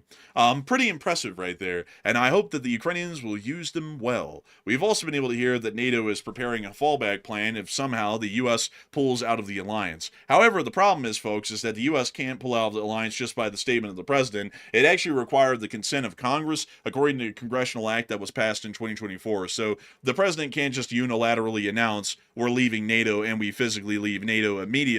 The only way that we would be able to leave NATO is that the president asks the Congress if we can leave NATO, and then the Congress has to give permission for us to leave NATO, and then we would leave. And that permission would most likely never be given because we haven't seen any support by either party for a withdrawal from NATO. As a matter of fact, we've seen bipartisan resistance to the claims from the president to leave NATO, and they've been stating that they would, under no circumstances, allow or support a U.S. withdrawal from the North Atlantic Treaty Organization. Outside of that, the Italians have also started to work on exploring drone production with the Ukrainians, as it does appear that a lot of countries in Europe are starting to see that drone warfare is the way forward, and they certainly need to start getting up on the curve. As a matter of fact, the fatality statistics came out from in Ukraine today, which suggested that 96% of combat casualties that the Russian Federation is sustaining at this point in the conflict are all conducted with FPV drones and other forms of drones, meaning that small arms fire, artillery, and every other form of weaponry on the battlefield only accounts for 4% of all of the losses. So you have a higher chance, folks, by a humongous margin of getting blown up by an FPV drone if you're in the Russian army than getting shot by a rifle. Like, if you're out there on the front lines in Ukraine right now, you don't even have to worry about getting hit by an artillery shell or getting shot by a bullet from a rifle or anything else along that matter. You just have to worry about the whirring and whizzing of an FPV drone and it getting closer to you. So basically, most forms of warfare are almost obsolete outside of drone warfare at this point. Yeah, and that's really scary because you can try to like take cover and you can try to dodge bullets coming your direction. Like you can try to get away from it, and largely it's a lot easier to do so when you're taking fire. But drones, they don't go in a straight line, and obviously they can seek you out. So if you're hiding behind cover, that's not going to help you. If an FPV is coming after you, you're going to be pretty much wide open. And also, if it happens to hit anywhere near you, unlike a bullet, which is very small and narrow, a drone has a huge explosive yield. So you're going to probably get hit if you're anywhere near the thing when it explodes. So much more deadly than bullets coming at you, a lot more deadly, and also a lot more scarier from a psychological perspective as well. Also, on top of that, Ukrainian drone operators toy with the Russians that are about to attack. Well, they don't really toy with them. It's actually a deliberate strategy. They fly towards them like they're about to hit them, and they force the Russian soldiers to run a couple of times until they get worn out and where they can't really run any longer, and then they strike them at that moment once they're exhausted because the Russian can't try and dodge the drone any longer, and it makes the hit almost guaranteed. So generally, there really is no way to escape a drone. You either have to shoot the thing down, or you just get hit by it, and that's really the run-of-the-mill sort of a situation that we see on the front in Ukraine every day at this point. We also got to see something else that was kind of interesting today. A French Rafale took a little picture today off the coast in the Baltic Sea in Lithuania. Huh? That's odd. Oh, that's metal. Man, that looks like the rear end of an Su-30. It kind of does. It looks like it's in a place that it shouldn't be. Oh, it looks like it may have just realized that it was being followed by a Rafale. That's right in the middle of the gun sight right there. So what we understand, folks, is that this is actually imagery that was taken from the imaging pod on board a Rafale, or more so the imaging FLIR, I believe it's called, from the Rafale, where it was able to spot and identify an Su-30 right in front of it. Let me see if I can show y'all where that little pod is on the Rafale, because I believe you can actually see it near to the nose. So I think it is. Yeah, I think it. Oh, well, no, it's not right there. Let me see here, folks. I'm trying to find if I can spot this for y'all and point it out where this is. Sadly, I can, unfortunately, folks. Might actually be from the gun cam in the HUD up in the cockpit. But, yeah, this Rafale was basically in a kill shot zone on this Su-30 for a good minute, apparently, over the Baltic near Lithuania. And apparently the Russian pilot finally realized that was the case. And this last little image here was the Su-30 starting to pull a left turn to try and get out of the gun sight. Although that wouldn't really matter at that point. If the Rafale wanted to shoot him down, it would have shot him down by that point. Yeah, intrusive thoughts right here. This guy right here, I'm sure he had some intrusive thoughts about sliming this MiG right here flying through. I have a feeling. It's actually a Sukhoi, Matthew. Or a Sukhoi, or whatever the thing is. My aircraft identification is off tonight. Like the Phantom Cat was the first one. This MiG right here, or Sukhoi, whatever you're calling it, it's a Ruski aircraft. We'll just leave it at that. Man, look at that damn MiG. It's an Su-30. It's like, man, I don't know no MiGs out there right now. This is a full-on Su-30. This is way different than a MiG. I mean, way bigger, more of an air superiority fighter kind of a thing. But anyways, moving us on from that interesting little gun cam footage that came out over the Baltic today, it is time for us to get on and into the war in Ukraine itself. And oh boy, howdy, folks, we have a lot to talk about today. Moving us on into the Russian Federation, they did come under a significant drone attack over the day. We were able to see that large drone attacks have been conducted throughout the entirety of the country, including a fairly long line of drones that started to fly towards the Tver region. Oh no! Oh no! Matthew, do you know what this means? Do you know what it means? Putin's house in Valday is only 120 miles away. It could be attacked at any minute. Quick, another 50 pantsiers around Putin's mansion now. We can't let this thing get blown up. Wow, did they hit anything? Oh, no, not yet. We don't know. I mean, like, it's just that the drones kind of like flew north of the city here of Tver, and based off of that distance, Putin's house is only 120 miles away. And I mean, clearly, Matthew, that's a proper justification to strip the front lines in Ukraine of more Russian air defenses and to go stack them up around Putin's house again, because clearly it's under threat of attack at this point. Yeah, I'd be curious to know if all those air defense systems actually worked or not. I'd be curious. Oh, sadly, we'll never know because most of these drones were a little bit out of the range of them. But I think that Putin would probably say, that attack came a little too close. Another 50 pantsiers around the mansion. You're going, like, when y'all drive, if y'all ever go to Russia, which I'd highly advise y'all not to, and y'all go driving down this E105 highway, y'all are going to look out in the distance. It's going to look like freaking New York City. But instead of it being skyscrapers, there's going to be flat towers with pantsiers on top of them. There's going to be like hundreds of them around there by the end of this war. But anyways, moving us on out of that news, we also have been able to hear that there were some strikes that were conducted deep inside of Russia. There were some explosions in Samara.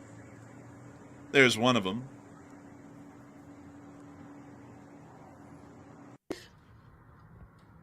You see it right there.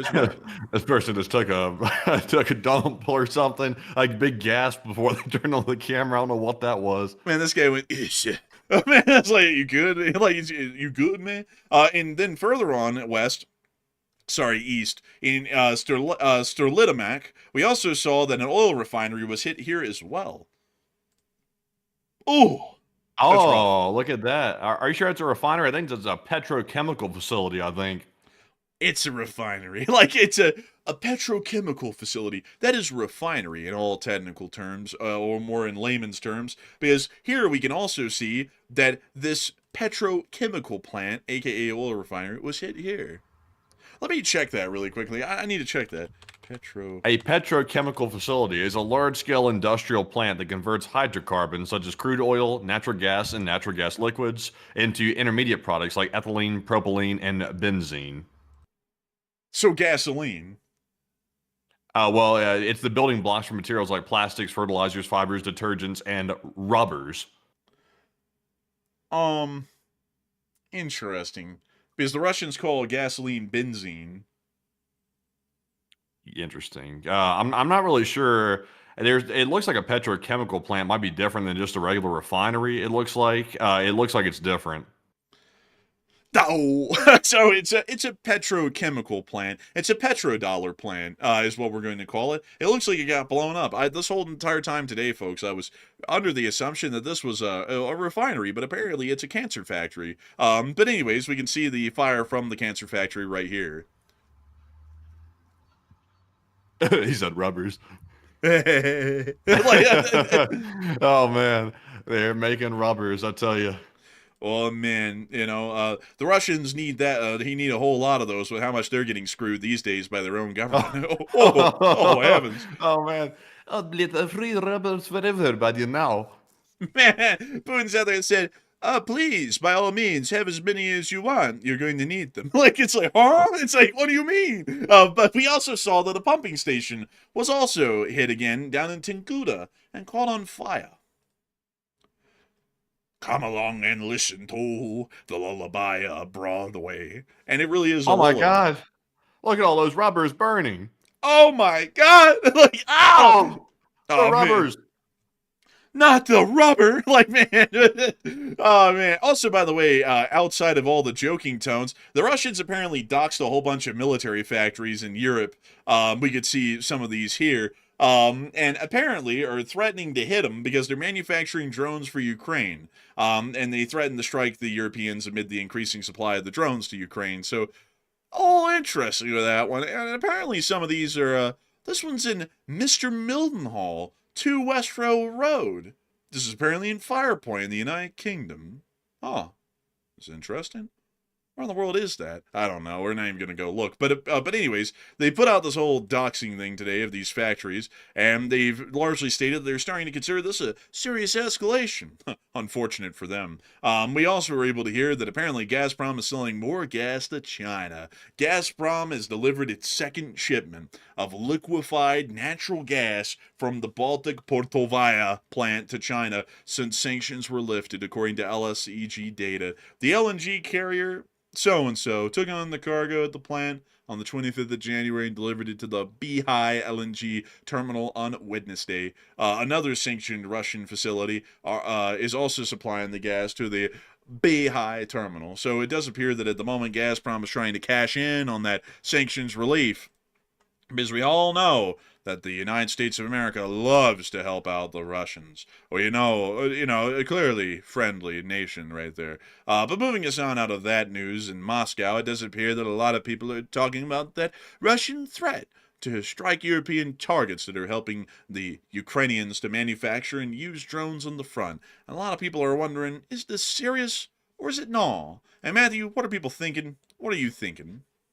Okay, so Russia has begun to threaten to strike European targets, as we saw in those last post right there, because they say that all these different European countries, including Britain, etc., they're helping to manufacture these FPV drones that Ukraine is using to, like we saw before in the statistic, take out about 96% of the casualties that Russia's having. That's what's accounting for it, is apparently the drones. So Russia's saying that all these European countries are complicit because they're allegedly helping to build this stuff. So now Russia saying there could be some side effects because of that. So is it that serious? Is it really a serious threat? 54% said no, Russia is likely bluffing Europe, while 34% said yes, Russia might carry that out, and 9% said I'm 50-50 on this one.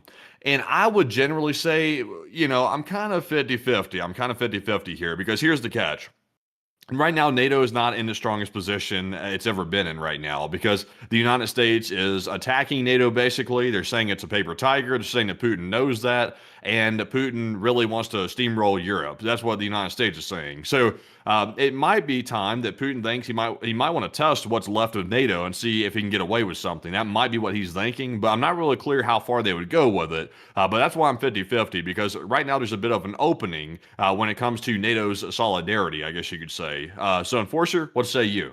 I would say I'm with the 54%. They're most likely bluffing Europe, because even without the United States, they're fighting the largest military power on the planet, and they're also still nuclear armed because of Britain and France. So for that reason, I feel like this is most likely a bluff, at least for now. But do not be mistaken, the Russians are still considering a war with NATO to be their last option or last escape out of the conflict and the absolute disaster it's been so far. But I do not believe that they're going to be trying to just conduct missile attacks or some nature of that type on drone manufacturing facilities throughout Europe and start a larger war because of that, because that generally wouldn't turn out too well for them in the wash. But moving us on out of that news, it's now time for us to get on and in the Ukraine, specifically everything in Ukraine, the occupied territories, the non-occupied territories, the hills, the prairie, all that stuff, the whole shebang. Moving us down into Crimea, we did get to see that the Russians were getting cooked on up down in this little city of Maisky in the Crimean Peninsula.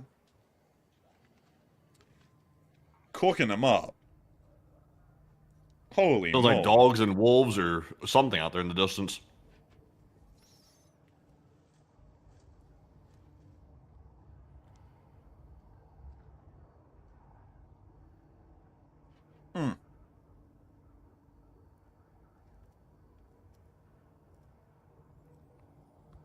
Well, that's the end of that clip. But I gotta tell you, the Ukrainians ain't playing these days. We also saw that they did something very similar in Mariupol, as a drone assembly facility in Mariupol's Rychny district was also hit by a Ukrainian drone attack overnight, which we could see the fire in this clip.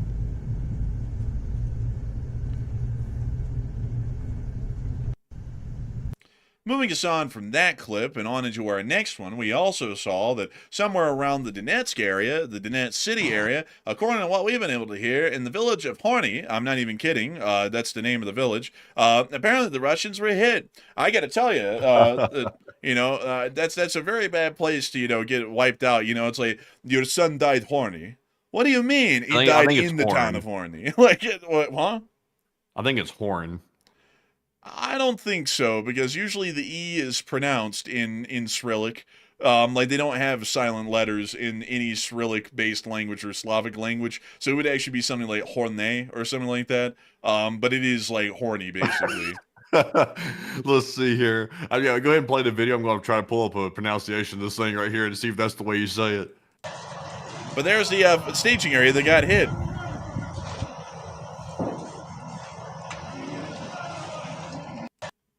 Well. Looks like a lot of those Russian soldiers were wiped out in Horny. Yeah, what a place to get wiped out at. You know, I can tell you, that's something else. But anyways, it is time for us to move on from that. I guess you could say, folks, that they got hit the staging ground of Horny, but luckily enough, they had enough rubbers from the homeland, so it all evens out in the end. But moving us on out of the village of Horny in the Donetsk Oblast, it is time for us to move on and into the location unknowns, which we only have one today outside the casualty report, and it was this one. It was from the Kostiskolnuski Regiment, which has been around for some time on the front lines in Ukraine. And we were actually able to see that their largest artillery piece, apparently, is a World War II era 155mm M114 howitzer, which I actually thought was pretty cool. And their smallest artillery piece is a 60mm mortar. Here's them firing the 155mm. Yeah! Damn! That thing's a cannon. Man, dude, it's literally World War II vintage. This thing is a 1943 era artillery piece. Man, they packed a punch back then, even with the length of the barrel this thing has. Man, get ready to cue this thing up where it goes off in a second. I'm about to say my part here. You know, give him the blunderbuss, me boy. Give him the blunderbuss. Give him the old iron. It's supposed to give me the blunderbuss. I was supposed to start going on your own rant. It's supposed to give me the noise. Yeah, you didn't explain that well enough. I didn't know what you meant by that. Go ahead and do it again. Give me the blunderbuss, me boy. Give it. Yeah, there you go. What's that? I can't hear you. Your hearing injuries aren't service related? It's like, man, shit, they would be with that one. And there's their smallest artillery piece. They had the mini cannon. Bro, they got the mini mortar, the 60mm. Wow, that was cool. Also, man, did you get down to the bottom of what that town is supposed to be pronounced as? I think it's Onna. I'm down it. It would be like Orne or something like that. Like, it would still be horny though. Like, it would just be the Slavic pronunciation of it, basically. But anyways, we did get to see the Russian casualty report over the past 24 hours, and holy moly! Oh, two Bobcats for real! Look at that. Ms. Disa said 2 special equipment for Matt. That's real nice that they did that. I must admit, that's real nice, but tell us more. I gotta tell you that Ms. DC, keeper of the records, has stated over 40,000 artillery, which is a huge achievement, plus another 4 MLRS, which is also very good today. 253 auto and fuel tanks is the 5th highest daily loss, and 2 Bobcat skid steers for Enforcer Matt. And before we get on into this, I saw someone in the chat say, "What are you guys smoking?" Oh, we're smoking that loud. I'm just kidding. We're smoking that news. We're high on life, I tell you. I don't smoke or drink, so like this energy just comes raw from the heart and the soul. I keep it that way because I'll be honest with you. Like, once people start getting like kind of like into smoking and drinking, for some reason, from what I've observed, it's almost like they have to smoke and drink to like act like they have any range of emotions, which I kind of find a little odd. Like, so I don't get into that myself because I want my personality to remain intact, unfettered by any form of substance of any type. But outside of that, the cashier they're burning out their receptors. You know, the receptors in the brain that makes you like a little bit human-like. They're just burning it out with all that vodka and stuff like that. Why do you think the Russians act the way they act? Come on. Man, the Russians have drowned out all emotions in a swimming pool of vodka. Like, it's like, life is miserable. It is what it is. It's like, damn. It's like, this guy is like sad, really. But anyways, outside of that, we were able to hear that 1,010 Russian soldiers were wounded and killed over the past 24 hours, along with 1 APC, 253 supply trucks, 1 main battle tank, 50 artillery pieces, 1,388 drones, 4 MLRSs, and 2 Bobcat skid steers. And I gotta tell y'all, folks, that it is a wonderful thing to see. I gotta tell y'all, an incredible thing to see these kinds of losses. Now, let's show y'all where they were happening at. Down up in the area of the Svatove direction, the Ukrainians took out a little drone today. Now, they were taking it out real easy, like. We can hear the drone. And we see that he's got his Han Solo gun with him. This is actually a net launcher. He's trying to line up a shot on the drone. But then it seems to have been caught in the corn. So the Ukrainian soldier then whips out the gat and finishes it off, considering that the corn caught it before the net gun could. Yeah, what, he whipped that out of his inventory or something? Bro, honestly, man, he whipped that out like a damn GTA character, bro. He like put the drone gun away and then instantly whipped out a M4. I mean, that was fast. I mean, that was literally like a video game switch. Yeah, it was quick. And he got it all right. Moving on from that clip and further down the front, we also get to see that down in the town of Bakhmut, the Kadyrovites have returned, and they are making shitty TikToks once more. There they are. Are they going to start dancing or something like usually they did? Like that back in the day, they used to dance in these things like a true TikToker. Oh, look at this. There's not a soul nearby. That's the catch with the Kadyrov guys. Like there's even for them to be like some rugged fellows that know how to fight and they know how to brawl and scrap. There's never really any enemy or op within 100 miles of them. Anytime they're filming these TikToks right here, I think they're fronting.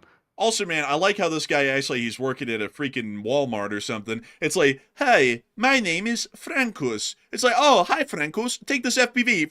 It's like, what the hell's the name tag for? And why is it so big?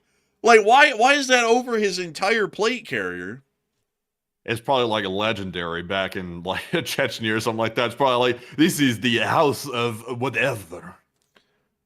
Honestly, might be. You know, honestly, man, this guy What looks was the flag on his hat? Wait, check that out. Oh, that's the flag of Chechnya. Okay, for a minute there when it flashed by, kind of looked like an Iranian flag for a second. Oh man, this blood thought he was from Hameni land. Like he was like, oh, what? No, that's a Chechen flag. They just all use like similar color tones, you know, in kind of like Islamic worlds. You know, they or the Islamic part of the world. They all kind of use white, green, and red, or green, white, and black on all of their flags. Basically, no exceptions to it. But I also got to say, folks, you know, what else is quite interesting is that, you know, the battle for Bakhmut has been over so long, there's literally shit growing in the middle of the squares now, like the parking lots and stuff. It's like, are these guys supposed to be making people believe that they're in an active war zone when there's been literally no battle here for so long? The city's getting overgrown with foliage. It's like, that's kind of hard to make that sell. But, you know, the Chechens will still try and make it because that's what they do. Anyways, moving on from that.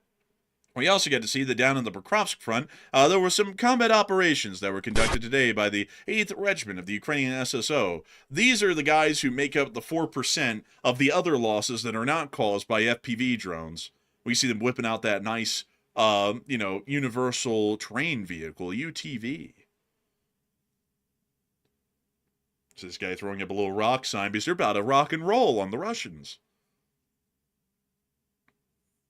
Go on. Get in there. They're right in there, they say. And then we see them getting on in there and getting to them.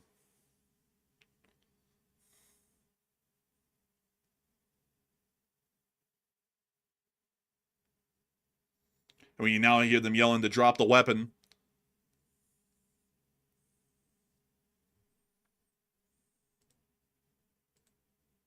Oh, look. Oh. We see them getting ready to take care of business here.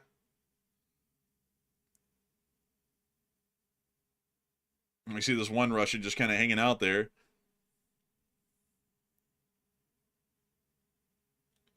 And this Russian's like, wait a minute, I'll try and get all of my guys to surrender. So now they're leading him upstairs to try and get him to negotiate with the other Russians to give up. Interesting. I've never really seen a scenario quite like this. And they're really trying to just take prisoners, really. I mean, they're going out of their way. And apparently Simba's around here. Simba, remember who you are. Da, da, da. But anyways. Was Simba the boar or was that the meerkat? No, that was that little lion. Like, that was the baby lion. Oh, that was Simba. Yeah, the other one was like Pumbaa, and the Oh yeah, meerkat was something Pumbaa. else. Yeah. Yeah, yeah. Man, honestly, man, you're like an old man. And you're like, look at that damn Mig, and it's like a Sukhoi. Holy shit! Oh, Holy shit! Look what's going on, man. They went berserk when you were talking. I'm guessing they didn't surrender upstairs. Damn, I guess not. Turned into a freaking gunfight. Look, holy crap! Oh my god, That went sideways. that went sideways pretty quick. And apparently they tried to fight. The two that were up there tried to fight, and they wiped them out pretty quick after that whole little trick right there. You now see them inspecting some documents and such, and then we can see them back on the ATV and back on their way out of there. Damn, I guess they won't try that trick again. That's one way for the Russians to really screw with their comrades, is doing tricks like that. I bet the Ukrainians will think twice before they try that. Yeah, that was a crazy one right there. I've never seen anyone try and pop a grenade out in the midst of one of their own trying to ask them to surrender. That was a bad choice, and it looks like it didn't really bode them all too well. But with that, folks, that's actually all of the frontline video and pictures that we have for the day from Ukraine. And that actually wraps up the entirety of our news from around the world today. I gotta tell y'all, folks, what a crazy news segment it's been. And I gotta thank y'all all so much for watching tonight so far. We've had an hour and 50 minutes of news tonight, and over the course of an hour and 50 minutes, we've had 106,000 people watch this stream tonight. And I gotta say that we're entirely honored and greatly appreciative of so many of y'all continuing to watch this news and considering this to be your primary channel for news and gathering of information. With that in mind, we're going to be moving on into our second segment of the stream, where we get to talk to each and every single one of y'all. And it's always a blast. We get to talk about literally anything and everything except for religion, politics, climate change, and whether the A-10 is relevant on the modern battlefield or not. But nevertheless, it is time for us to get on into those questions. And Matthew, what do we got? All right, so we have some breaking news. We have more breaking news right now. The news is breaking, and the news might be breaking us sooner or later these days with all this breaking news. But right now, though, we see that the U.S. president has made a Truth Social post. It's called a Truth, and we'll have to see. But it says right here, trying to get a little breathing room between Israel and Lebanon. It has been a long time since the two leaders have spoken, like 34 years. It will happen tomorrow. Nice. President DJT. Now, I will say, like, all jokes aside, if that's somehow able to happen right there, that will actually be kind of impressive if that's actually able to be pulled off. I will have to give kudos where it's due. If somehow the president and his guys and gals have somehow arranged the situation, I will have to give credit because that is actually a feat to get those two in the same room for the most part. So we'll have to see where it goes. Of course, though, like we've seen between Iran and the United States, just because you get people in the same room doesn't mean there's going to be progress. But I guess you could say it is an achievement simply to get them at the table, I guess you could say. But Enforcer, what do you make of that? It's interesting. But beyond that, though, ceasefires in Lebanon don't hold at all. There was a ceasefire that the prior president made in 2024 that didn't hold. Then this president made a ceasefire, made Israel make a ceasefire with Lebanon last year in 2025. And now we're seeing that they're going to try it again for the third time. And honestly, the last two broke so easily and really didn't last that long. Honestly, the Israelis broke the second one, and then Hezbollah broke the first one. So I wouldn't really believe that this is going to be holding for long at all. This will probably fall apart pretty soon at some point in the future. Either the Israelis are going to break it or the Hezbollah forces are going to break it, and this whole thing will generally be for naught. So it's pretty neat that they're getting the leaders together. I mean, that is a pretty interesting achievement, but I wouldn't really count on those folks to be achieving all too much. This president's already been through this last year, and it didn't work, and then the president before him went through that in 2024, and it didn't work then either. So I hope that does address that the best I can. Not to rain on anyone's parade here, but, you know, that's just the reality of the situation over the past few years. But anyways... This implies, he said the two leaders right here. So that I assume that means Netanyahu and the leader or the current leader of Lebanon, I would assume. So if it's Netanyahu involved in it, first of all, I'll be surprised because I've so far not really seen a very talkative attitude coming out of Netanyahu when it comes to Lebanon. So we'll have to see how that turns out. Honestly, I'm a little bit doubtful about it, but I mean, it sounds pretty concrete from the sound of the True Social post. So we'll have to see. But I'll be very curious to see that tomorrow. Also, I saw some people say, Well, this time they're negotiating with Lebanon, so big deal. No, it's not a big deal. Lebanon and the Lebanese government has literally no power in the country. They're basically a non-existent puppet government of Hezbollah. Hezbollah are the real people that hold power in that country. They're more armed than the Hezbollah military. They're more prone to act than the Lebanese military. They're generally the ones that run the country by default, meaning that speaking with the Lebanese government doesn't really achieve much of anything. Because y'all know how many times in the past 3 years the Lebanese government has promised us here in America that they're going to deal with the Hezbollah forces inside their country? More times than I can count on one hand. Do y'all know how many times they've been successful in doing that? None. And you know why we know that? Is because Hezbollah is still around today firing bottle rockets into Israel just a few hours ago. So it generally doesn't really mean much of anything if the Lebanese government says anything to Israel, whether they say kiss her ass or we love y'all. It doesn't matter because the Lebanese government has no power whatsoever. And on top of that, Hezbollah is in the Lebanese parliament in a significant margin, meaning that not only does Hezbollah have generally military power in the country by default, they also have a significant amount of political power in the Lebanese parliament. So I'll be honest with you, I don't really think this is going to be amounting to much of anything. You could talk to Hezbollah or the Lebanese government, and it's not really going to do much. Hezbollah basically runs the country and does what they want, and it doesn't matter what agreement they make. They're terrorists, so they'll just break it whenever they want to, or the Israelis will break it preemptively and bomb Hezbollah first. So, I don't really think this will be amounting in much. And oh boy, some people, Forster's talking out of his ass. We've watched this happen since October 7th of 2023.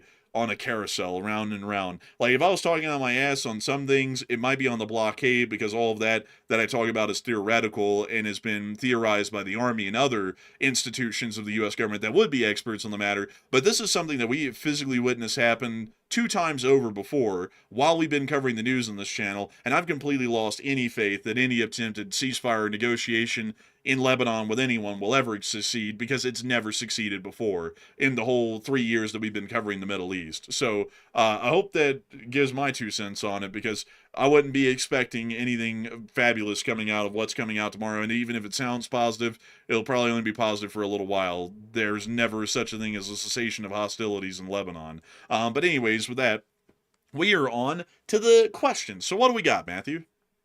All right, so it's time to address a poll that's been running for a minute. We, of course, have gone over this earlier in the news segment. The reports say that 96% of Russia's March wartime casualties were caused solely by Ukrainian drones attacking the soldiers.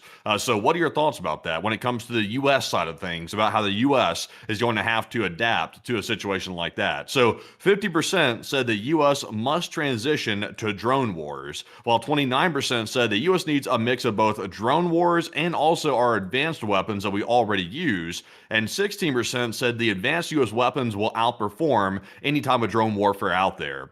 So we already see right now in the Middle East, we've not gotten into a ground situation yet, so we don't have to really see what that's like because we haven't gotten there to that point. But if we ever do, we're going to really see where drones are going to change the battlefield, because it will basically be Ukraine 2.0. That's the way it's going to look like for the most part if we go in on the ground. So the U.S. has to be able to adapt quickly, and preferably, since we already have a model for success, which is Ukraine, we should be able to take the lessons from Ukraine and their expertise and simply transfer to our military. And of course, with our guys and also the budget we have, we should be able to make that transition pretty decently easy over a period of like 6 months to a year if we really put our minds to it. So I'm going to say the U.S. needs a mix of both. You can't just completely focus on drone wars, by the way, because of course there's always the missile aspect to it. That's why Ukraine created the Flamingo, is because they needed a ballistic missile that could also go very far and cause a larger yield and bigger damage to strategic facilities. So I'm with the 29%. Both are needed, but we definitely need to focus on drones. We can't neglect that. And right now it appears to be that's kind of what we're doing. But Enforcer, what say you? I would say that we generally need to transition, like the 50% is saying, to a primary focus on drone warfare,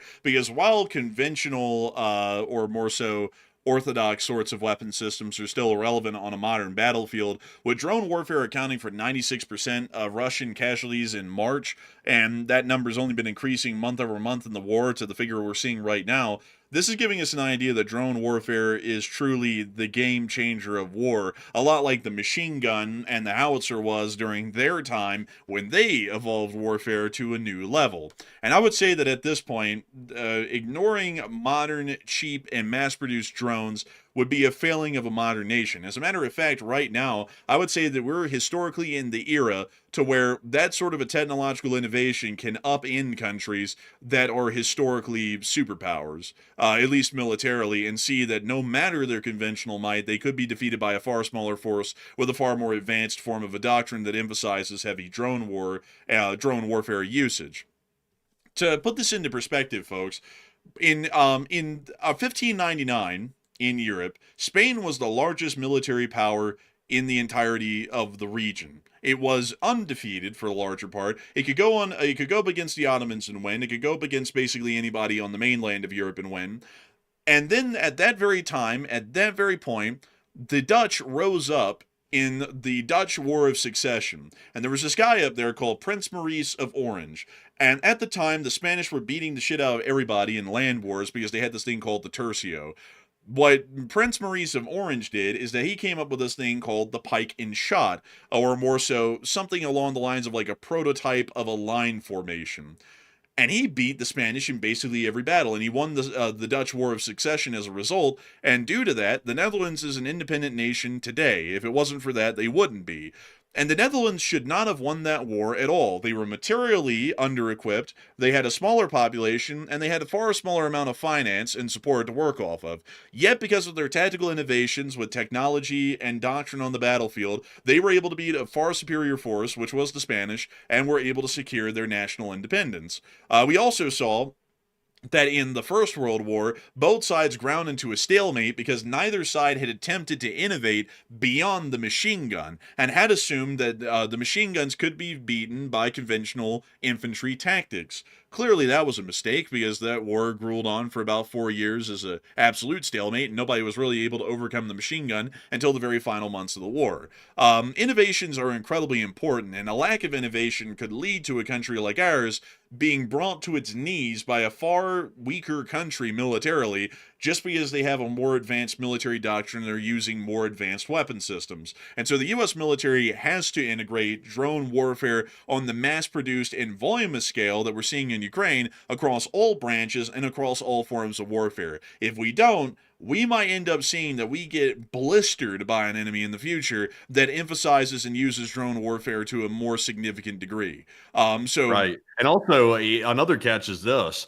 You have to build out the supply chain to build and manufacture FPV drones, because one problem that the U.S. military is already running into is they've decided it's wise for national security reasons, not to buy components from China for obvious reasons, because, if you're in a war with China, you don't want to be relying on China's supply chains to get frames, motors, propellers, and things like that, because they're clearly not going to provide them to their adversary. That wouldn't make any sense. So we have to go source the components out of Europe. But the catch is there's not a whole bunch of drone part manufacturing that happens in Europe. There's only a handful of companies that do it, and they don't have very large capacities for manufacturing. So there's already a bottleneck in the supply chain for such a weapon, FPV drones for America. So unless we build that out here in America and start doing that quick, because it takes time to build supply chains, you can't do that overnight. Or either we have to rely on Europe for it. And right now we're kind of getting at odds with Europe to a certain degree. So I'm not sure if we want to rely on that either, if we're going to get at odds with them, because, Europe might decide to restrict us, and then we're in a real bad spot. So, that's a big deal to consider as well. And that is true. I also saw someone in the chat say we have drones that can launch from anywhere, but how many and how much do they cost? And the answer to that is that we don't have many of them, and they cost quite a lot, and that's the problem. You can't throw a several $1,000,000 drone at one infantryman and say we're winning a war that way. We are winning the war. Well, we're losing the war economically. Every infantryman that we kill with a singular drone that costs millions of dollars or hundreds of thousands of dollars or even tens of thousands of dollars. The reason why the Ukrainians are beating the Russians in this war right now is that the Russians can take out the Ukrainians can take out a Russian infantryman that costs about $50,000 to equip and about $60,000 to train with a drone that costs about $200 or less. So the Ukrainians are using dollar store components, dollar store items to wipe out infantry, tanks, artillery, communication systems, logistics hubs, and everything else that a military would need to be able to function and operate conventionally. That's why they're winning the war. It doesn't matter. It doesn't matter how much ground the Russians could claim that they took at this point. They are bleeding themselves to death every inch of ground that they move forward because it's costing them more in losses and finance than they are taking the ground, whatever the ground could be worth at some point in the future. And so I could tell you that while we may have drones that can travel anywhere and can be launched from anywhere, they're in very small number. They can but not be used in the form that the Ukrainians or anyone else is using them in the modern age and day. And not only that, they're in such limited number, they would never be able to be used in that form. They would take too long to build to be able to use them like that. So, generally, that wouldn't really be the greatest idea. And I also see some people saying you can literally 3D print your own drone at home. That's true, but the Ukrainians found something out because everyone always thought that the Ukrainians are still 3D printing them. The Ukrainians found out that 3D printing takes way too long for the most part, and we've actually heard that they've now started to injection mold frames for drones that they then mass produce in humongous numbers because injection molding takes a far smaller amount of time to produce a far larger amount of frames than 3D printing does. 3D printing is a very slow process compared to injection molding, and for mass production and economy of scale, you have to be able to produce at the quickest and fastest batch numbers that you can, and injection molding does that way better.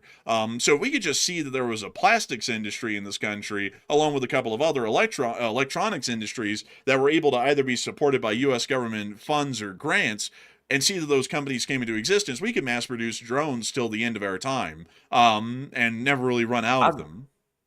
I thought Ukraine used mainly fiber frames like carbon fiber and things like that for their drone frames. I didn't know you could injection mold that. Yeah, you can injection mold them. I mean, I watched a video on it a while ago, and carbon fiber was like they said it was too hard to work with, so they just started injection molding most of them. And it creates fairly strong plastic frames. I mean, they're not that big either. Most of the FPV drones that we watch hitting the Russians and blowing up on them, I mean, they're not that much larger than like the palm of your hand or your full hand with the fingers attached. They're not that big, so that's as big as the frame needs to be. They can injection mold those in the hundreds every day, and then finalize production within that day for thousands of them nationwide. Interesting. I guess whatever weight you're saving by using carbon fiber, I guess you can just compensate with larger motors, I guess, on the drone. That's probably what they're doing, I would imagine. But, even if they're using like a pretty hard polymer, like a hard plastic of sorts, it's probably not too much more weight than carbon, I would imagine. Yeah, and also the weight saving isn't that big of an issue. It's kind of like Soviet production thought at this point. It's like, is it shitty and clunky? Yeah, but is it going to last long? No. So we can, kind of get rid of all of the minutia of perfection there and just go for whatever is the cheapest and quickest to do. And that's what the Ukrainians have done. Because let me see if I can pull up, let's see, average Ukraine FPV drone. Let me see if I can pull up a picture of one of these and show them. Let's see here. Yeah, here it is. So as you can see right here, that frame that this whole thing is sitting on top of, it isn't carbon fiber, it's just an injection molded plastic. And most of them are like that. Interesting. That's a weird frame. Never seen one quite like that. It's like a rectangular design with like two supports instead of just each strut going out to each motor. That's pretty interesting. Yeah, so like this one here, for example, you can actually see the explosive charge underneath the battery and such. They're made as simply as they can be. I mean, these things cost less than $50. This one, I believe, most of them are basically made for the price of a good meal here in the United States these days. Because that frame right there, notice this is actually really interesting about it. They just clip the motors on to the top of the frame. Like they don't make the frame to where the motor fits inside of it. The frame is made as an injection molded piece with almost no holes except for the central part to try and save weight, but then they just take the actual motors themselves and literally just attach them on top with glue or some other form of adhesive, and then attach that electronically to the battery in the middle. They have a camera at the front to be able to see with the drone to be able to fly it into a target, and then they have the receiver and the battery to make sure that it has communication and power to run. Then they put the explosive underneath, and there it goes. I guess the harder part is sourcing the electronics for it, because I don't think they manufacture the electronics themselves. If they did, I'll be surprised. But it also, by the way, what kind of battery is that? What kind of capacity is on that thing? That thing's a monster. I don't know, but I think this is definitely trying to eke out that range, like that 5 mile, 10 mile range that a lot of these have these days. I think that's how they've done it, is that they may have just souped up the motors and the battery so that way it can handle lifting the drone off with the battery, and then the battery has more charge to get a little bit farther. Yeah, and also I imagine since they're only flying the drone, it's obviously a one-way trip for the drone. They can probably ramp up the voltage on the motors a bit because you generally don't want to do that, like overstress the motors because it won't last very long. But if it's a one-way trip, you don't have to worry about it. So they must be ramping up the voltage too to get some more power out of it. Yeah, I'll bet you that they would. Honestly, man, most of the stuff on this drone is going to be made to survive only one mission, because why build a drone to last 3 missions when it will blow up on the first one? Like, they're always going to blow up. They're going to find something to ram this thing into. So why does it need to come back? You can overamp the engines. You can burn the battery out. You could basically abuse this thing to eke out as much performance as you can, because it's not going to matter, because it's still going to get blown up at the end of the mission, and it's gone after that. Yeah, I wish the U.S. would take notes with this stuff right here. I wish they would because this is very valuable. Like just honestly, just from a hobby perspective, I'd be curious to know like just the drone itself, just for like hobbyist like stuff and stuff like that. Like when this war is over, Ukraine will have a future in defense, they'll have a future in the hobby industry. I think their income is secure after this war is over. I have a feeling that they got some pretty good industry, and also not to mention they're probably gonna outdo Israel when it comes to the defense exports. They'll probably outdo them when it comes to innovation, probably by a long shot, I'd imagine. So impressive stuff all the way around. Yeah, it really is impressive. Now, the ones that are higher end that a lot of people think of when they think of Ukrainian drones would be like these, like the Wild Hornets and the Stingers and such.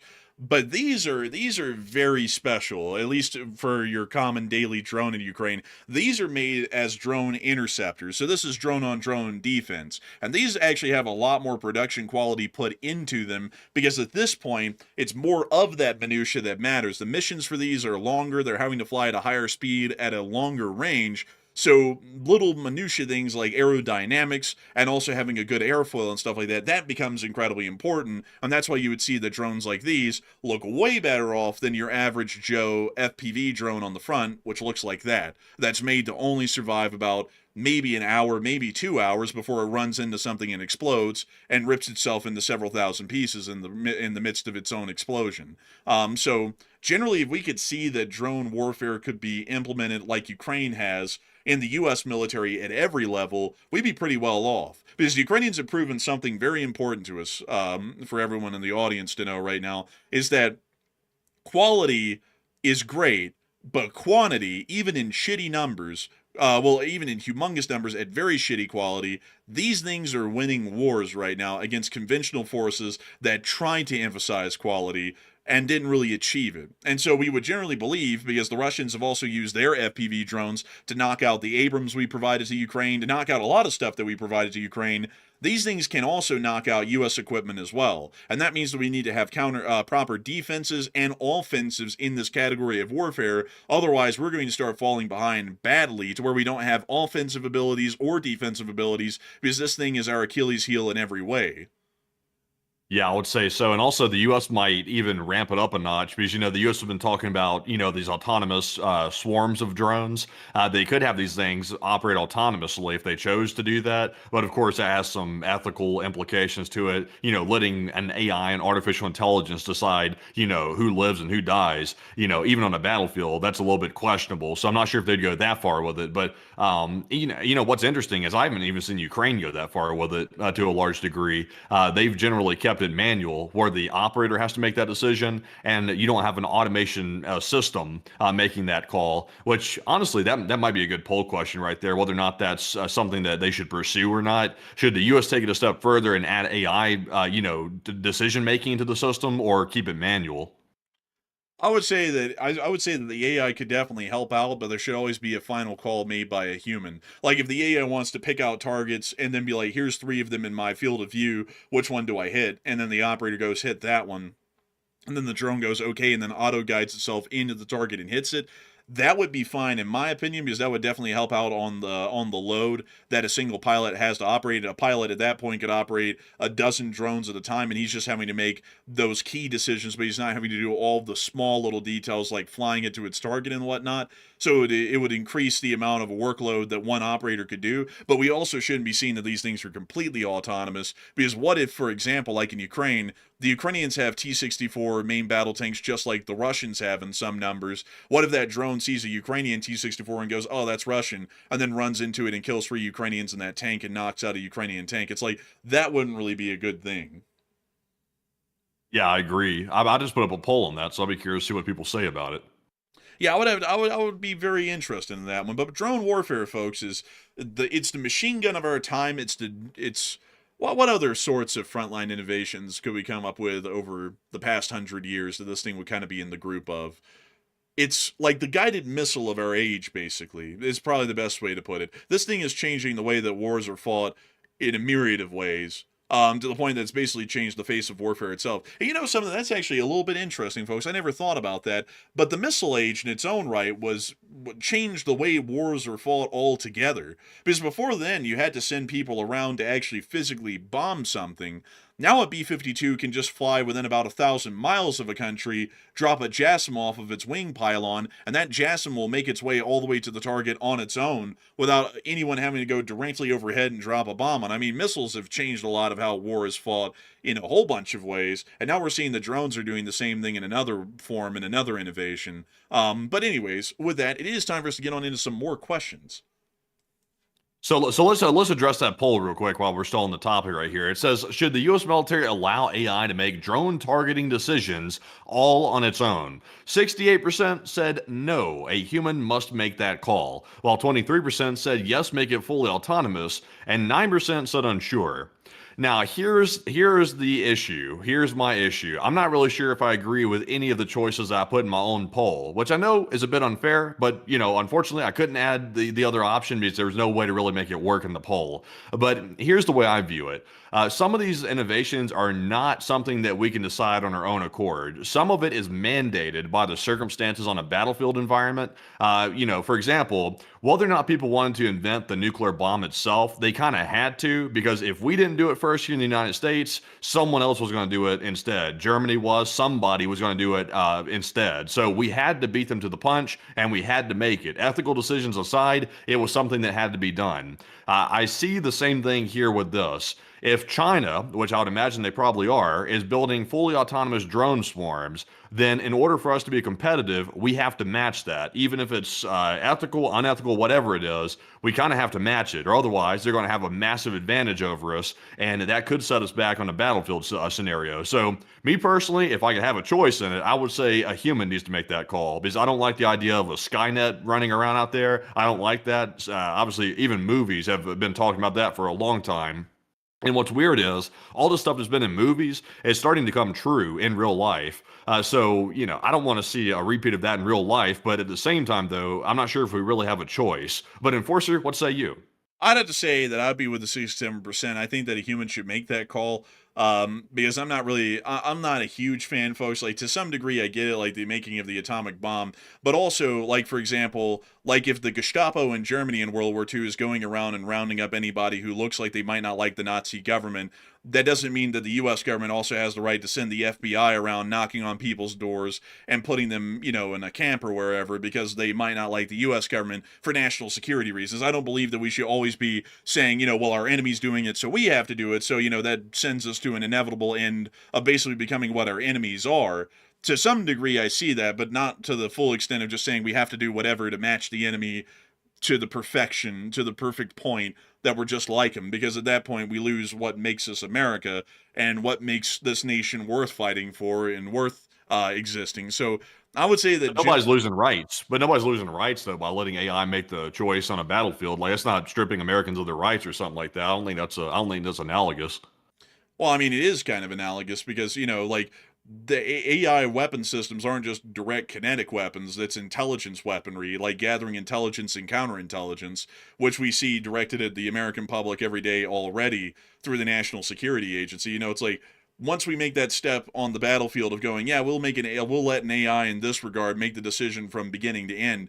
That's when you start seeing sorting algorithms here in the United States that go, this person said something that's a little critical of the U.S. president. Now it's time to start surveilling literally everything they do in public and in private and start building a profile on them. And then we start seeing that there's a significant erosion even further of right to privacy in this country than we've already seen so far. And then we begin that slippery slope there, a lot like we did in the McCarthyism era of the 1950s and many others, where some innovations and the fear of those innovations on the battlefield and in war against our adversaries would start to lead to an erosion of civil rights here on the home front to match those innovations and to match our adversaries in a different measure. Because the war isn't just always fought overseas, it's also fought here on the home front. And I would think in that regard, we should see that humans, even on the battlefield, even if it gives us a slight disadvantage, should have to at least at some point make a final call, even if it's a wildly minimal input, even if the AI does basically everything, finding the target, identifying the target, and basically going in for the target. A human operator would still have to be the one, in my opinion, that makes that call to hit it or not.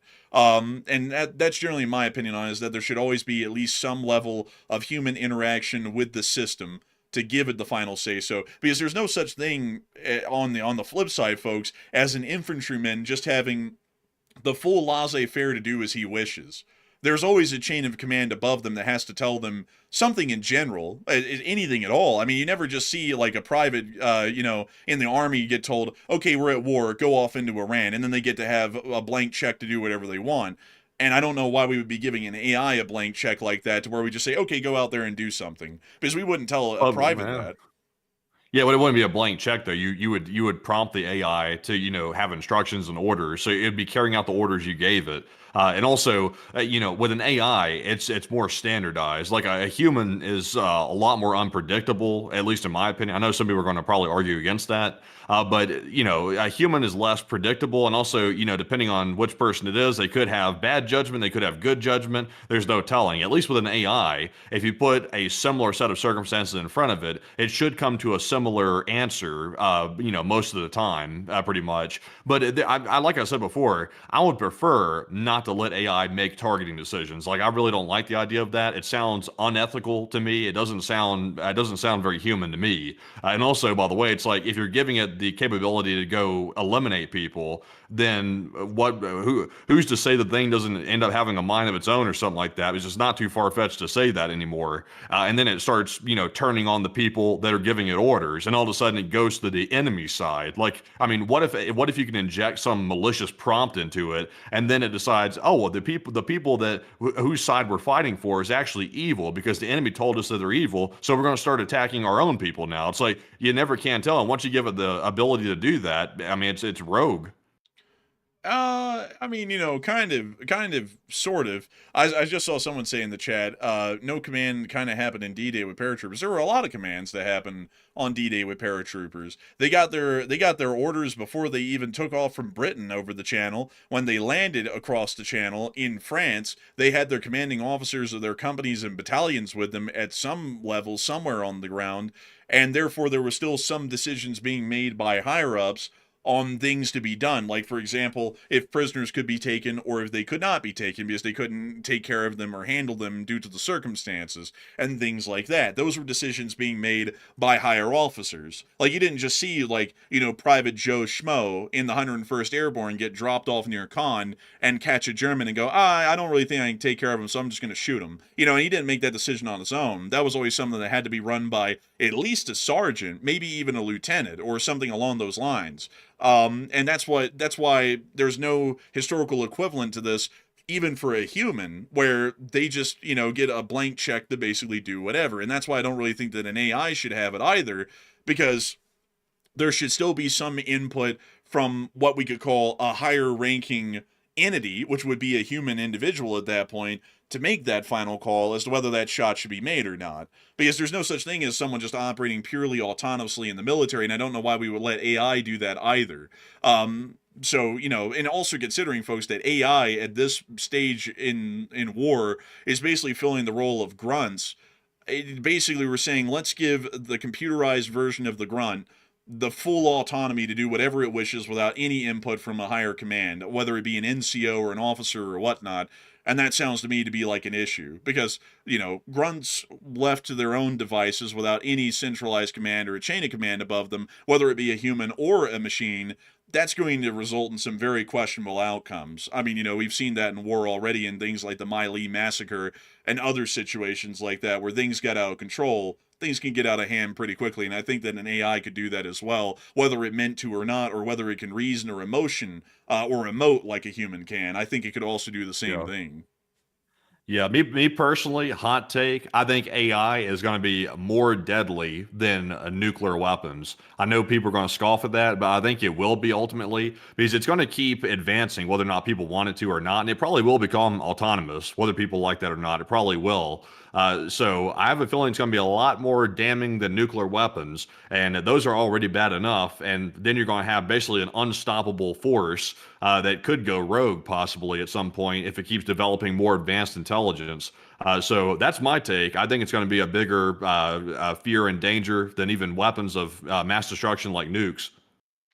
Yeah, I would say so. It's just really hard to kind of really visualize the kind of damage that this sort of a weapon system or technology will be able to conduct because it's not like a nuclear weapon where it vaporizes a city. It's a lot different. But I think that the level of destruction that this thing can create is probably going to be far more resounding than a nuclear weapon, even once we start to see this thing in its full form at some point. Yeah, and also the threshold to use it is a lot lower than a nuke because, like for example, if you have autonomous drone swarms, you can program it to do anything, especially if you allow it to be autonomous. So when someone drops a nuke, like a country drops a nuke on somebody else, it takes out everything. Everything goes, like everything's eliminated with a nuke, and also it creates a whole bunch of ecological issues with radiation contamination. With drones and AI, it can be very specific and very targeted. It can go just after the people that it needs to go after. It'll never stop because all it requires is autonomy, and it simply goes and carries out the orders.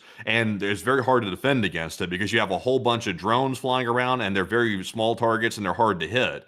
So, I mean, that to me sounds a lot more dangerous than a nuke because, somebody would be much more willing to use a drone swarm than they would be willing to use a nuke, which makes it a lot more, likely to happen, in my opinion. Also, here's something else to think about, folks. Let's relate this to an atomic bomb that was used on Hiroshima. When the atomic bomb was dropped on Hiroshima, it is basically a conventional bomb, just a lot larger.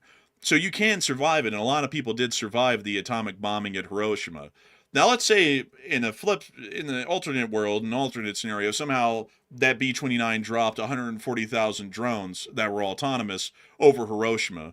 That is instead of 70,000 people dead in Hiroshima, like what actually happened. Those 140,000 drones are going to track, hunt, and kill anyone that they would find in that area until they killed exactly 140,000 of them, because that's how many drones would be over the area. That's something I don't think that people think about, that sort of a thing, because you can survive an atomic bomb if somehow you're lucky and you're behind some structure or underground or something. But in this sort of a scenario, an FPV drone, the one that's autonomous with AI, it would be able to track around and hunt you down and find you and then kill you. The survival rate, like we're seeing in Ukraine, is almost non-existent once a human-operated drone finds you, much less an AI-operated one that doesn't really have any room for error because the algorithm doesn't, and the programming doesn't really make room for errors. That is a 100% kill rate for whichever weapon is fired out like that, and the number of them determines how many people would die. It's like, what if, for example, the Chinese produced 360 million FPV drones, and at some point in the future, these things have a range of hundreds of miles, and they have explosives on board large enough to kill a person in one hit, like they do right now. They could just start wiping out people starting from the West Coast and moving east and never stop because they have enough drones for all of us, and as long as none of them are shot down, those drones are autonomously able to track down, find, and kill literally every person in the country. I mean, that, when you think about it, is far more devastating than a nuclear weapon because in the worst forecast of a nuclear exchange, a third of humanity in the northern hemisphere would survive 2 years after the nuclear explosions. Everyone else would be dead. If you had enough AI drones, you have a 100% fatality rate almost at that point. You would either have to be living underground where a drone couldn't find you, or in space to be able to avoid what would come. There's really no other way to survive that. Yeah, it's a tough one. Got to worry about it. Yeah, definitely a concerning one to be sure. But anyways, with that, we are on to the next one. All right. So with that, it's now time to move into our super chat questions. And moving into our first one here, this one is going to go to none other than Hokey Redneck. And thank you very much, Hokey, for that $100 support, by the way. Very generous of you. We do appreciate that very, Hey! very much. He said, what company in the U.S. will make non-crappy drones? Is it going to be NVIDIA, Tesla, GE, Ford, GM, Intel, Microsoft? Me personally, like to answer the question, I think it might be like a startup defense company that does that. I'm not sure if the legacy companies are agile enough to make those drones because they're going to cost very little. If they're going to work, they have to cost very little. We can't be buying $1 million FPV drones. It's simply not going to be economical. So it's probably going to be a startup defense company of some sort. It could be Anduril, perhaps. It could be trying to do that. I'm not really sure though, or some company like that, or it could be one that comes out of the woodwork. Possibly. The U.S. would be wise, though, to lower the barrier to entry for that type of stuff when it comes to making drones, because right now the barrier to entry in the defense industry is extremely high, and that is going to hamper the United States because we need fast and quick innovation. We don't need, multi-year timelines for making stuff like simple FPV drones. Ukraine has had success because they cut the red tape. The U.S. needs to do the same thing, so that way we can go ahead and get ahead of that situation. But Enforcer, what say you? I would have to generally agree with Enforcement on that. I don't really think a lot of the legacy companies have the mindset, corporate wise, to be able to see these sorts of mass drone productions succeed. I have a feeling it'll probably be smaller startups within that industry that generally take off and explode. And while we might see that a lot of these legacy companies are the ones producing the drones now, they probably won't be for long. They'll probably be overtaken by someone else and generally pushed out of the bidding realm from these startup companies that might pop up somewhere within that area. So that's what I would generally believe as well. And I got to thank you massively for that support, Hoagie Reddick. Really great question, by the way.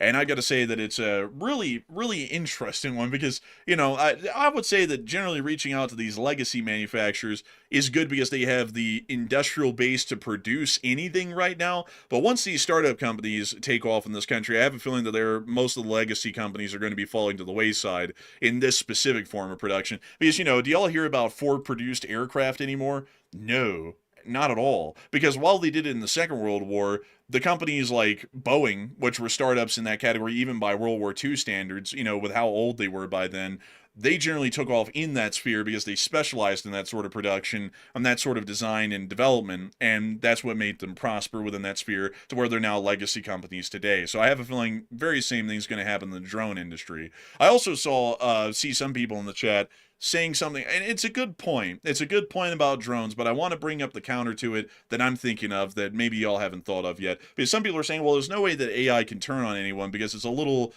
computer chip. It hardly has any computing capabilities. But you're saying that from today.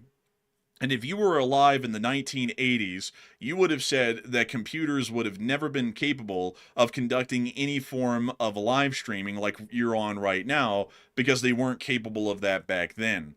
This weapon system has a humongous amount of room to evolve. The technology sphere is evolving every year to a rate that most people can't even keep up with it. We can't even keep up with it. It's almost like magic to most people with how technology, specifically in computational abilities, is progressing annually. These weapons are going to evolve, and these drones are going to have a lot more computing capability and a lot more autonomy in the future, because at some point, once we give them the go-ahead to hit anything they want, wherever they want, with no human input, then at some point, some enemy is going to create a counter to that drone. And then we're going to say, oh, it's a little tiny computer chip right there that hardly has any processing capability, is being overwhelmed by some defense of theirs. So now we need to give it a bigger computing chip that's capable of more abilities, that's capable of doing this. That's not how it works, by the way. If there's autonomous drones, they're not independently computing on each drone. It would be connected to a main system, wirelessly. It would be connected to it. It would receive orders from probably like a data center where all the compute is actually happening, and all that would happen is it gets sent to the drone, and the decisions are made at some data center somewhere. It's not made on the actual drone's computer itself. Well, yeah, but at some point, they're going to start electronic jamming those signals. They'll find some way to detect them and then jam them like electronic warfare exists today. then they're going to say, a lot like we do with other weapon systems, oh, now it needs to have some level of autonomy to be able to continue on its mission without getting any sort of direct messaging from some sort of a communicator behind the lines or some sort of a receiver or whatnot. And then they'll up the abilities of each drone so that way then, if somehow their connection is disrupted to that mainframe or whatever, they're then able to operate autonomously on their own. I mean, that's a natural evolution right there, because that's what we've done with a whole bunch of, that's what we do with pilots right now. They're all connected to an interlink in their aircraft, but if that interlink ever goes off, the computers in those aircraft have the ability to store the previous data that they got, and then even try and extrapolate, or at least try and depict to that pilot what the airspace still kind of looks like off of its best prediction. I mean, that's something already in aircraft right now. So, why in the world wouldn't that exist for drones in the future once that became an issue for a fully autonomous drone? I mean, clearly that would be the next step in its evolution. Yeah, and then once quantum computing gets really good, then pretty much every encryption on the planet can be cracked for the most part, which will be a problem because if you try to create any wireless communication method, even via satellite, radio, etc., whatever way you're using to communicate, you have to encrypt it, or otherwise the enemy can jam it, or they can hack it, and they can redirect your drone somewhere possibly. So it'll basically have to be wired like fiber optics or something like that, which is a little problematic because obviously fiber optics can get cut easy. It can get caught up in the trees, and there's a lot more infrastructure with that. You have to actually add the reel, like the spool of wire to the back of it and all that stuff. So it's gonna be tricky for sure. Yeah, and also another thing is that having a wireless communication with a drone, more advanced countries like ours, in China, for example, we're easily going to come up with some sort of ability to detect where that receiver is on that drone and where it is flying to at that moment when it's getting the message, and then that would make interception easier. And then they would make the claim, well, now we need to make this thing fully autonomous, so that way there is no communication with it, so that way it can't be picked up. So that way it is a lot harder to intercept. And then you have a fully self-autonomous drone with no input. It just gets input at the point of launch, and then it's sent off to do whatever. Because all this stuff, like once we get down that rabbit hole, folks, of saying the AI is going to make the kill decision from launch to its impact, and we completely remove a human operator from it, all of this stuff is going to be natural evolutions, and we've already crossed that moral threshold of saying that a human never has to be involved in making the decision on a hit. And that's going to be the standard. And then these drones are only going to get more powerful in computing abilities, more independent, more autonomous, more intelligent. And then who knows what could come out of that at some point in the future. And that's something that I think we want to avoid at the head right now by putting a governor on the technology to some extent and limiting ourselves to a degree to make sure that for now there is definitely human input in the final kill decision on all of these drones. Otherwise, this is going to be a mistake well on in the future. Yeah, let the people decide. Let the people decide. It's a democracy, after all. But anyway, so that we are on to the next one. All right, so our next super chat is going to go to none other than Hokey Redneck yet again. And thank you very much, Hokey, for the second super chat. We appreciate that. He said, who makes Tomahawks, JDAMs, SM2s, SM3s, and SM6s? And is that Lockheed? I think that's Raytheon. Is it? Is it Raytheon? Didn't Raytheon become RTX Technologies or something like that? I think they did. I can't remember for certain. Oh, I don't know. The first cruise missiles were actually manufactured by General Dynamics, and then let's see here. Let's see. So let's see. A joint venture between Hughes and Raytheon manufactured the missile from 1995 until Raytheon's acquisition of Hughes in 1997. And then in 2016, the U.S. Department of Defense purchased another 149 Block 4 missiles. As of 2024, Raytheon remains the sole manufacturer of non-nuclear sea-launched Tomahawk variants. So it is Raytheon, actually. What about the interceptors? What do you mean the interceptors? Like, the interceptors for like Patriot and stuff like that? Oh, you mean like SM2s and SM3s? Those are ship launched. Those aren't from the Patriot. The Patriots would be like MEM 104s, I believe, or something like that. But yeah, who makes those? Let's see, the SM3. It's probably Raytheon, is it? Let's see here. Let's see here. Let me see here, folks. Yeah, it's Raytheon. So Raytheon, I suppose, produces all of those, actually. Interesting. I didn't know that. I thought Lockheed made some of those. Apparently, it's all Raytheon. I actually didn't know that Raytheon was that big in the missile industry because they're actually producing some of the most advanced missiles of most types that we use here in the States. So that's really interesting right there, Hokie. And that's, let me make sure that that's correct on everything. Let me go pull up the SM2 and the SM6 because I need to doubly make sure. So who made this one? So, oh gee, looks like this one may have been made by a multitude of manufacturers. Let's see here, damn. They actually don't give an answer to the SM2 that much from what I can find online. Dang. Yeah, sadly I can't tell you on the SM2, but let me go pull up the SM6 and see if I can get you an answer on that one. So that one is also produced by Raytheon. So yeah, Raytheon basically produces all of them, but there isn't really a clear answer on the SM2. I think they had a wide array of manufacturers who built that one or were involved in the development process, but it didn't appear that there was a clear answer online. So I hope that does address that well, Hokie Red, and I can answer the question. And that's very interesting, actually. Don't you think that's crazy, Matthew? I mean, one company produces basically all of these key missile types. That is, in one respect, it's interesting, and then in another respect, it's kind of not interesting. But I can't really go into all the details about that. But I think it's better to have a bunch of varied manufacturers, generally speaking. But I mean, they appear to be doing a good job. Now, I'm not sure about the money side of things, not so sure about pricing and stuff like that. But they're doing a good job of making the missiles. It appears to be they work. Huh. This is also interesting, Matthew. This is why. Interesting. Do you know who makes the MEM 104 missiles for the Patriot? Is that Lockheed? It's also Raytheon. Interesting. Who makes the ones for the THAAD? THAAD missile. Let's see here. Let me see if I can get it.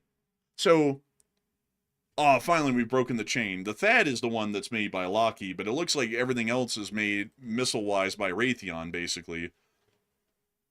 So Lockheed is really just like the main aircraft, innovator, I guess you could say. That seems to be what they're really focusing on. I thought they also made a lot of missiles too, but apparently they don't make as many as Raytheon from the looks of it. Yeah, let's see. Items. Not an items analyst. I don't want to be an items analyst for Lockheed. No, thank you. I'm happy with my own job. Let's take a look at their products from their website, because at this point I'm kind of wondering myself, what do they make? So this is interesting. Let's take a look at their range of products, Matthew, and I'll accept cookies from a U.S. legacy weapons producer, of course. But let's see here. So they produce electronic systems, the Aegis combat system on board most warships. They produce autonomous underwater vehicles, like that looks like a Mark 48 torpedo, maybe. Let's see, an air warfare destroyer. They also produce radars, Apache fire control systems, AN/TBQ-53 radars. What else? Collision avoidance systems, the Black Hawk, the C-130, the Seafight Galaxy. I didn't know about the C-148 being made by them. That's interesting. And also the CH-53. Oh, that's interesting. I didn't know that either. Generally looks like they're actually more into like computer systems at this point, honestly, Matthew, because most of this stuff is more computer technologies based, like the Apache fire control, the collision avoidance. That's interesting. I actually thought for some reason, folks, Lockheed was more of a aircraft manufacturer. It almost looks like they're more of a software producer these days. But anyways, with that, we are on to the next one. So moving on to our next one. This one goes to EMJ6446, who put in a 50. And thank you very much, by the way, for that support right there. And we do appreciate that. I do not see a comment attached, however. But thank you very much, EMJ, for that support. And Enforcer, what say you? And I got to thank you so much for the incredible support, EMJ, because while you didn't throw in a comment, we're still greatly appreciative of your support. And it helps this channel to keep on running. And we're on to the next one. We also have a $50 support from Rob, and thank you, Rob, for that 50. He said, 26-year Air Force vet here, and also thank you for your service. He said, I just want to say thanks for the unbiased news, humor, and awesome narration for our collapsing world. Hoping everyone is stocking up on food, water, ammo, and a good neighborhood plan. You will need it soon. I hope not. I hope not. Oh, and I would hope not. And really, to be honest with you, Rob, if we needed that, you're just prolonging the inevitable. Like, honestly, my opinion is, if starving looks like it's going to become a high likelihood, I'm gonna be in the masses that starve to death, probably. Like, I don't even have any pretense about that. Some people will be like, I'll get through it. It's like, I won't. I know that one for sure. But beyond that, though, I got to thank you so much for the support, and I got to thank you for enjoying our unbiased news, humor, and awesome narration. We try our best, we really do. And we love to know that folks like you really enjoy this channel and find it worthwhile to watch, and also to support, so that way we can keep doing this every day. And so a huge thanks to you so much once again. I hope that does address that incredibly well. And with that, we're on to the next one. I'll get this right here. So I'm seeing there's, excuse me, I'm seeing there's a post here on Twitter. Not sure if it's accurate, by the way, but it's a preliminary post. It's claiming that Russia's Security Council is warning that U.S. negotiations with Iran may be a cover simply to prepare for a ground invasion of Iran. So we'll have to see if we get more cooperation on that right there. But that appears to be coming out of Russia right now. So, possibly so. I mean, certainly a lot of assets moving to the region. I mean, even though we're having a ceasefire and we're saying there's a peace deal around the corner, we're deploying more forces. Amphibious ready groups are showing up. Marines are showing up. We're seeing 82nd Airborne elements show up.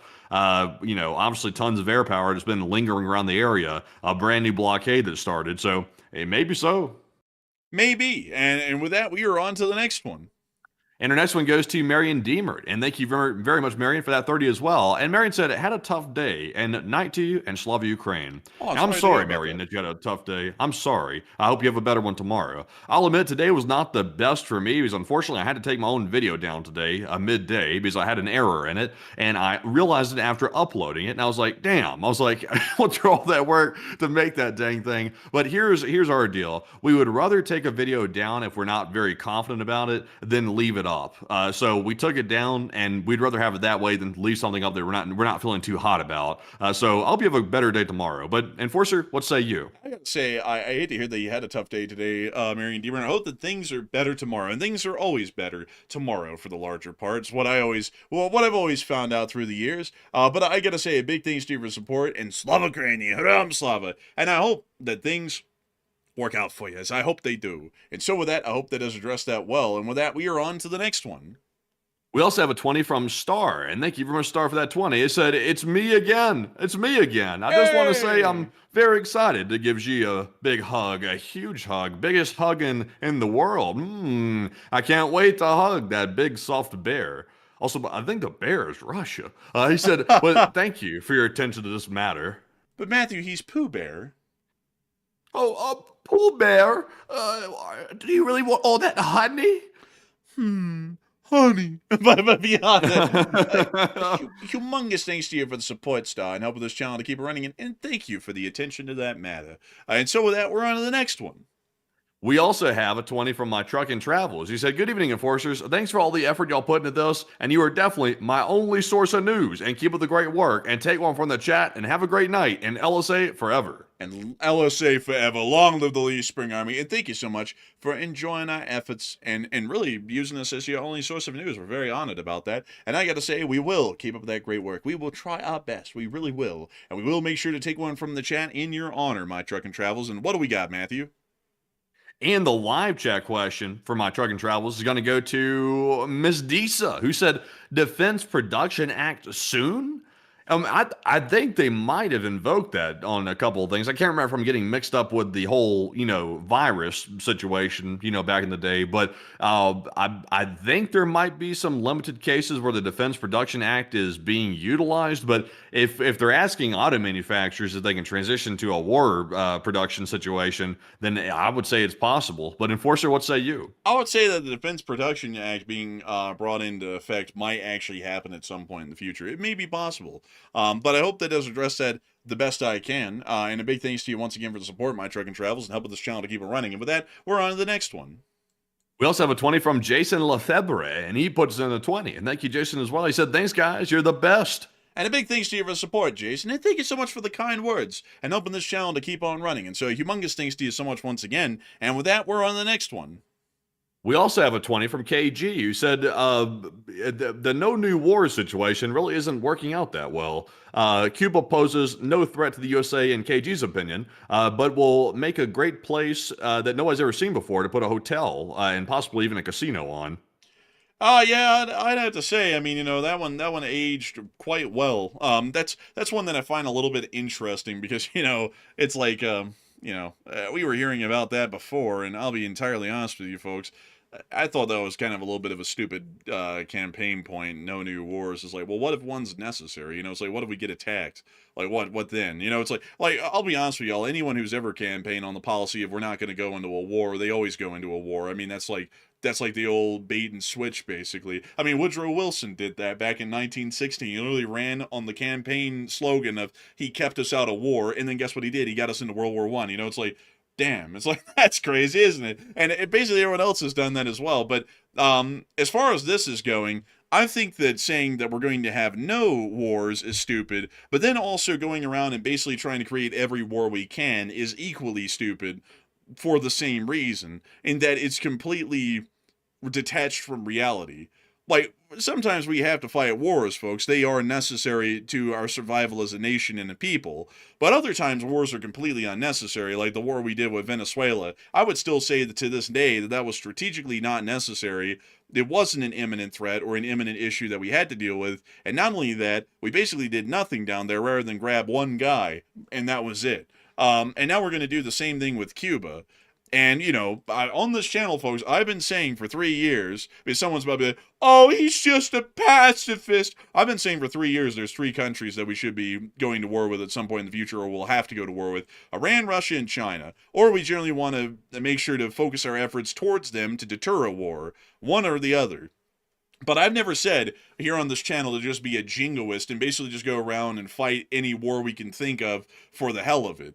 And that's something that I thought was, a really goofy slogan or a really goofy phrase. And then it turns out that we didn't even follow, well, the current administration didn't follow through with that at all. Now they're basically fighting every war they can think of under the sun, which is quite goofy, really. But anyways, a big thanks to you for the support and helping this channel to keep on running. And also Hoagie Redneck said you missed North Korea. I missed him for a purpose. North Korea really isn't worth fighting even. They're economically destitute, industrially destitute. The only thing that really makes them a problem is that they're a nuclear rogue state. But outside of that, they generally won't nuke anyone because they know that that would be the end of them. We would nuke every single private residence that Kim Jong-un had in that country, and also everything else. So generally they wouldn't do that because they know it would be the end of them.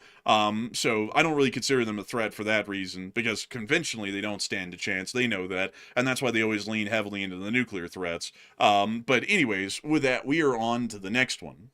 We also have a 20 from ICUR4YE, and thank you for that support, by the way. They said, I don't care what anybody says. World War III started in 2022. You may not agree with the current U.S. plan, but it's an attempt to solidify us in a position and minimize World War III.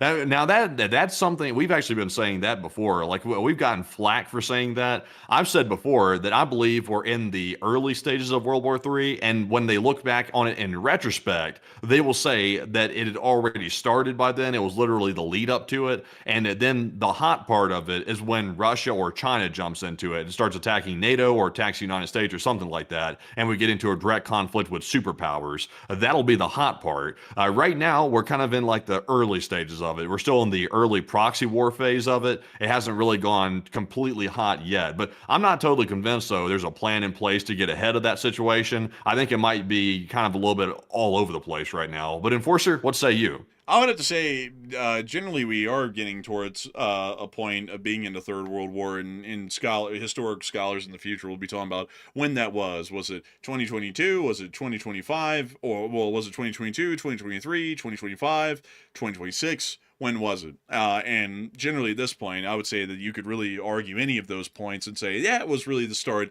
of the Third World War. But I would have to say that a lot of people like to give credence, I think you're also trying to as well, that the U.S. government has a plan, and from what we can tell, it just doesn't look like they have a plan. That's not being critical of them, that's just being honest. And I think that at this point, constructive criticism doesn't really matter, folks, because people hate to hear it no matter what. Like, if we sit there and try and say this isn't really going good, we would actually recommend this because historically or technically, according to the science of foreign policy, this would work the best.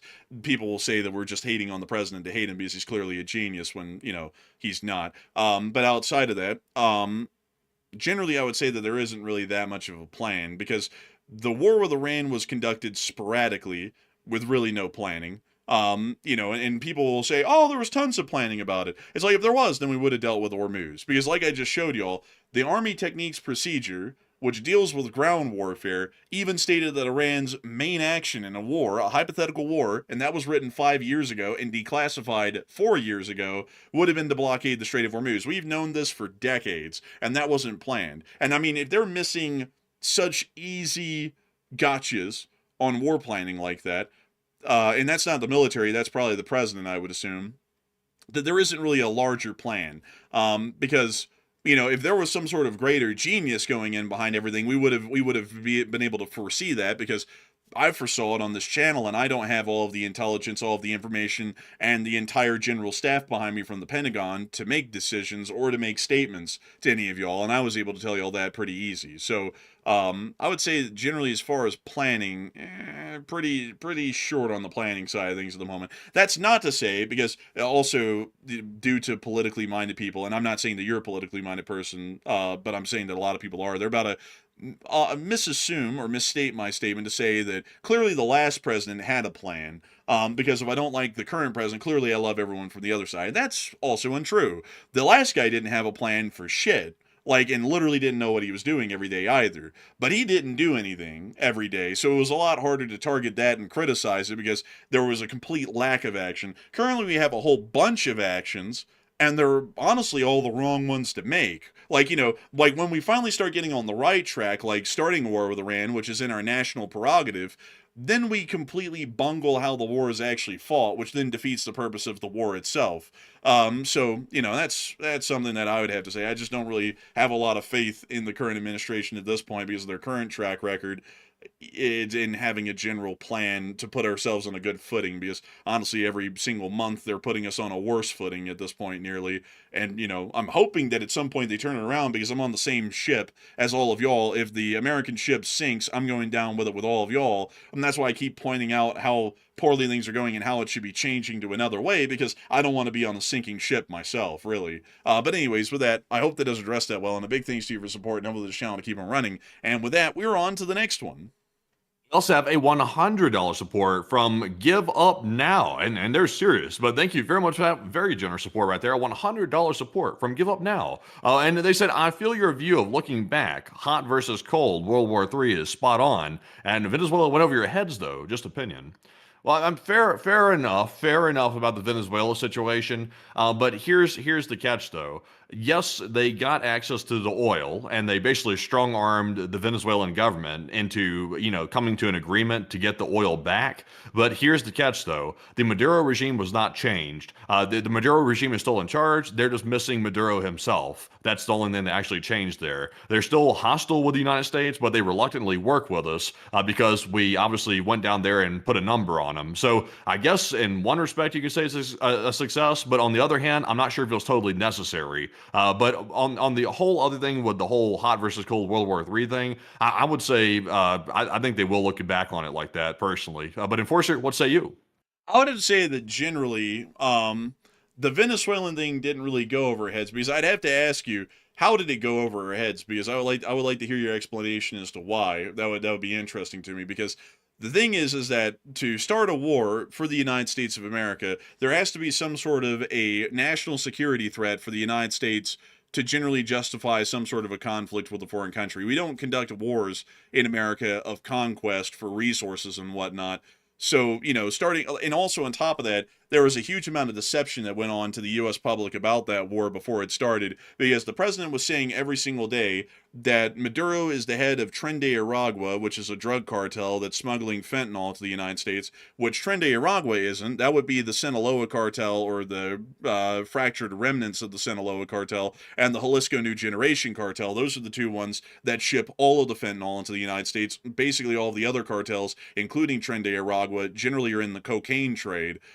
So that was completely untrue. And then on top of that, we stated that if we take Maduro out of the country, the whole government will collapse and that'll be over. And then we took Maduro out, and the Hugo Chavez government is still there, so that wasn't achieved. And then after we took Maduro out of the country, we completely dropped any of our gripes that we had on Venezuela before about fentanyl and the drug trade and whatnot, and how many innocent Americans were dying every day from that, which just wasn't true on that end. And then we just completely changed it to we were there for the oil, which shows that the war goal and the public discussion about that on Venezuela was just completely fabricated by the U.S. government to throw everyone off when the whole thing was about oil. On top of that, Venezuela doesn't even produce a lot of oil. They produce about 900,000 to 1 million barrels a day. Well, actually, correction. Let me pull that up to get an exact figure. Venezuela oil production. So they produce. Let's see here. Yeah, they produce about 0.9 to 1.1 million barrels of oil a day. And that's not a huge oil production for a singular country. I mean, hell, Bahrain, I believe, produces about that much oil, and Bahrain's about the size of a human thumb. And so, it's like, what in the world do we need Venezuela for? Because, if the answer is it's a 5D chess move and we're supplanting Middle Eastern oil production with Venezuela, that's just not comparable at all. That's like saying $10 is comparable to $1,000. That clearly just mathematically wouldn't add up.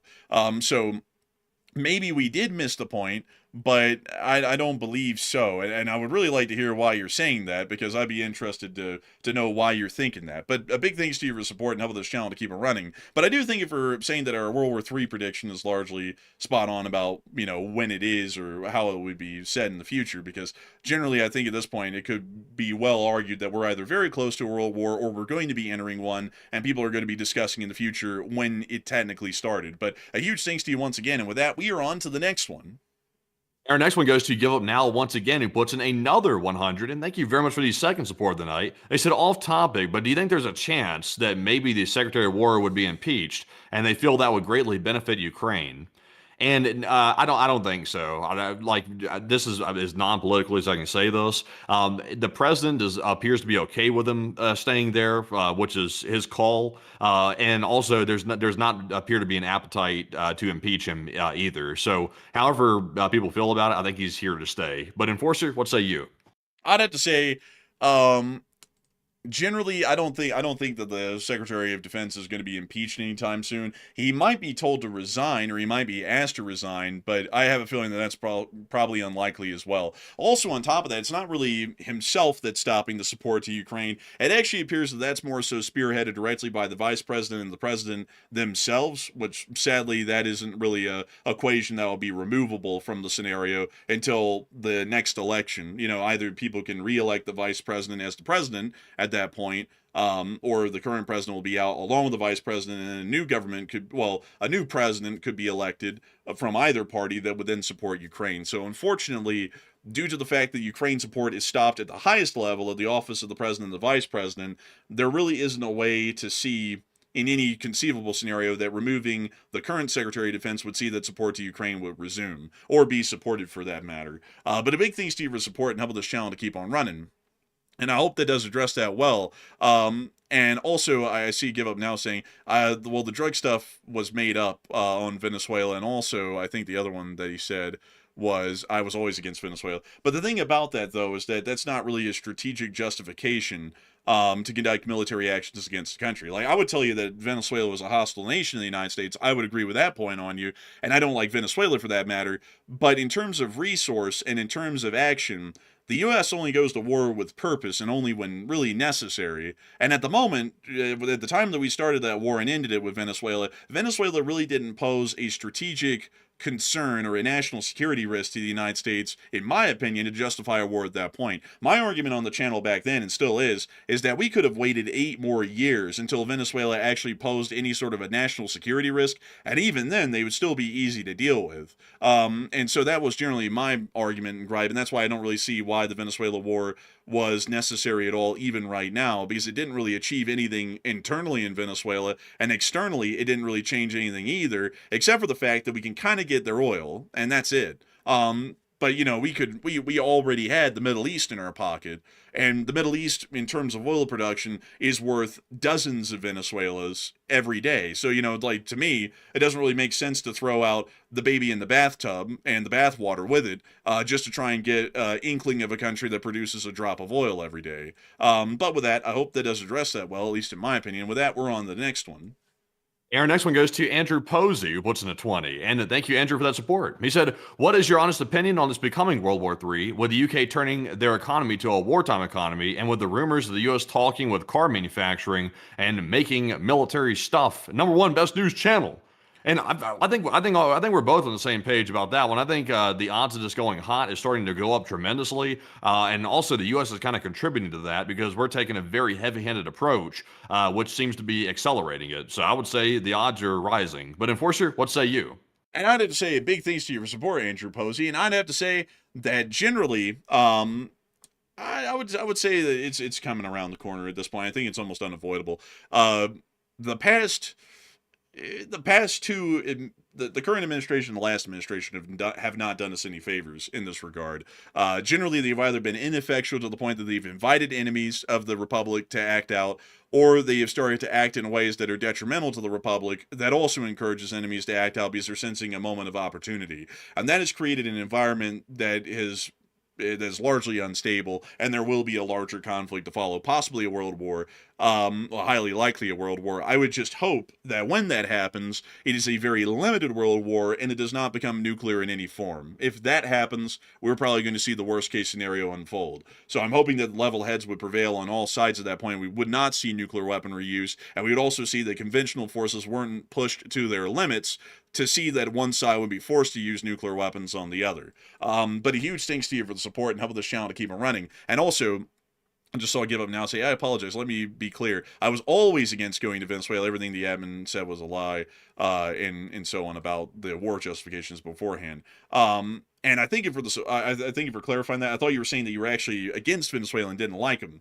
But I see what you're saying now. Sorry about that. But with that, I hope that has addressed that well. And with that, we are on to the next one, which is actually a 20 from Hokey Redneck, who said, going to figure out what Alabama is all about over the next couple of days. And I hope you have fun. I hope you have fun. Also, by the way, I don't know if you've already rode the Crescent down there, but I hope you have a fun time riding the Crescent from Washington. And Tuscaloosa is an interesting place. I would generally say that Tuscaloosa is a football city, and also a college city, so generally your experience shouldn't be too bad there, I don't think. Now, on the other hand, if you went to Montgomery, or you went to Birmingham, or you went to, let me think here, maybe another city, really those would be the two big ones. It's really just Montgomery and Birmingham. If you went to either of those, I'd be telling you, bless your soul. I hope that you stay safe down there because, the downtowns of those cities are fairly dangerous, and a lot of the suburbs are as well, especially for Montgomery.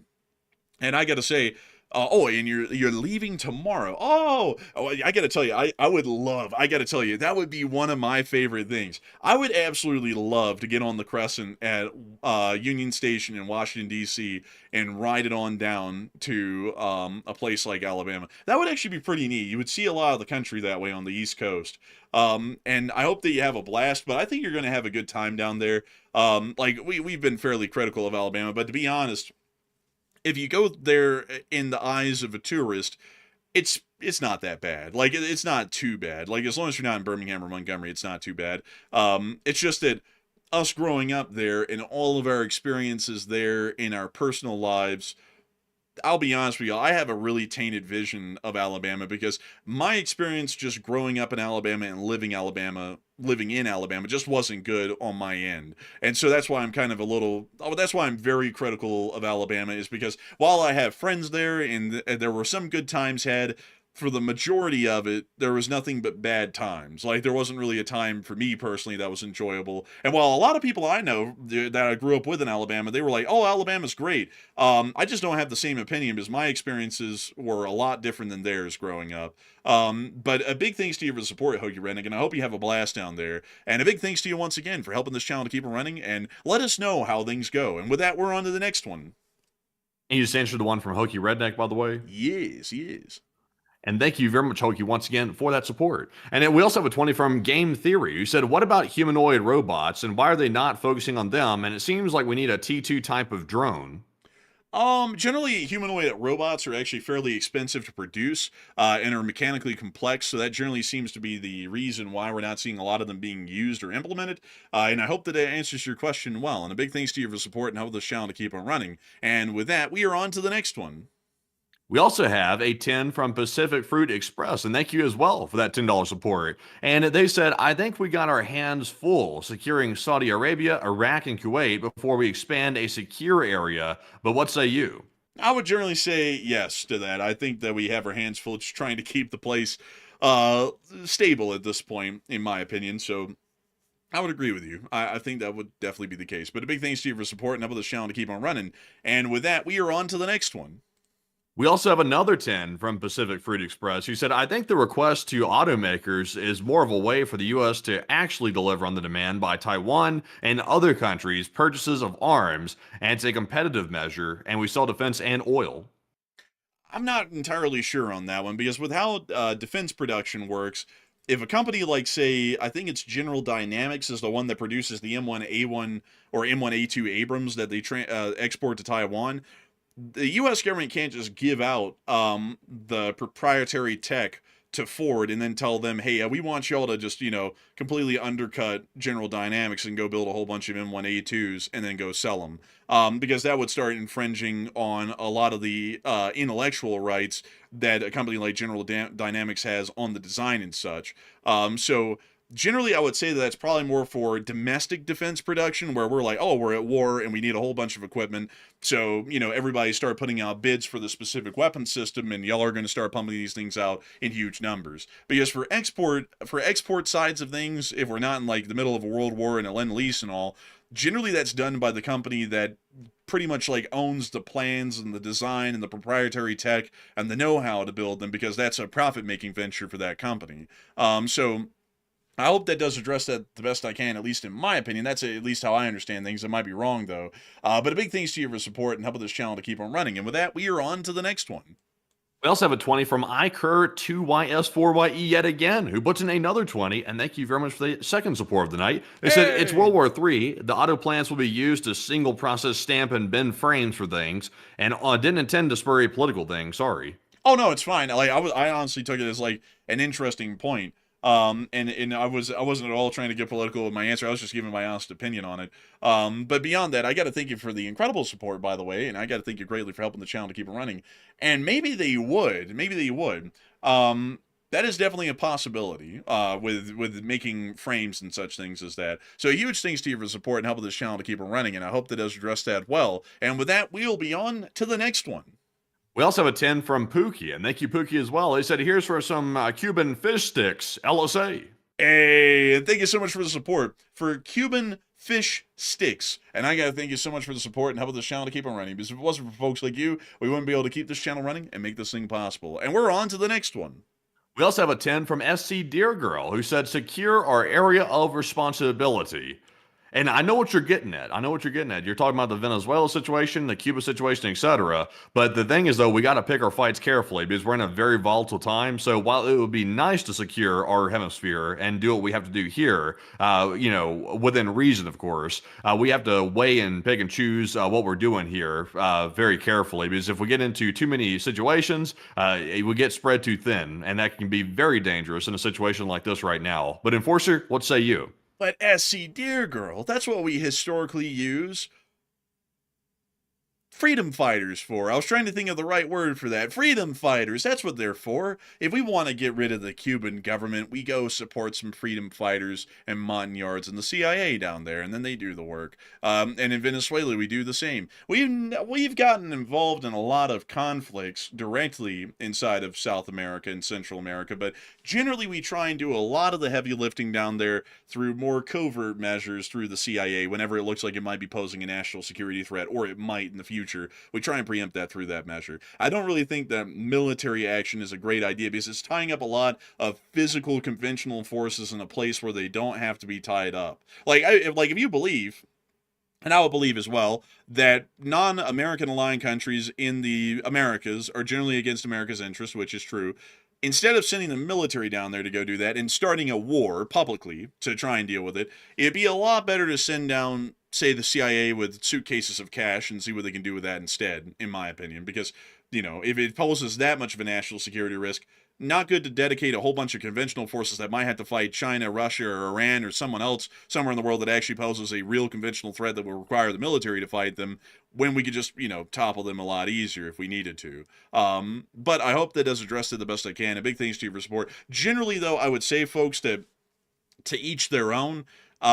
With most countries, if they vote in someone and we don't really like them, that's kind of their own business. That's it's something that we shouldn't really be getting involved in a lot. But like, for example, if Cuba said, China's going to build a naval base in Havana to support Chinese warships 90 miles off the coast of Florida, well, then at that point, we need to overthrow the Cuban government. I mean, that's a national security risk for the Cuban government to continue to operate and allow something like that to happen. But in most cases, generally it's a laissez-faire sort of an arrangement. It's like, Cuba doesn't really pose that much of a threat to us right now, or ever really will. So, just best to kind of leave them alone and let them do what they do. But a big thanks to you so much once again. And with that, we are on to the next one. We also have a 20 from Game Theory, and thank you very much, Game Theory, for that $20 support. He said, here is a tip for your local sushi bar, and you deserve a roll of your choice. Hey, and thank you so much for the support, Game Theory. And we will have a sushi roll of our choice. And a big thanks to you so much once again for support. And with that, we're on to the next one. We also have a 10 from Pacific Fruit Express, who said, a human can accept blame, and the AI company can't afford the bad press. They would go bankrupt in their stock overnight.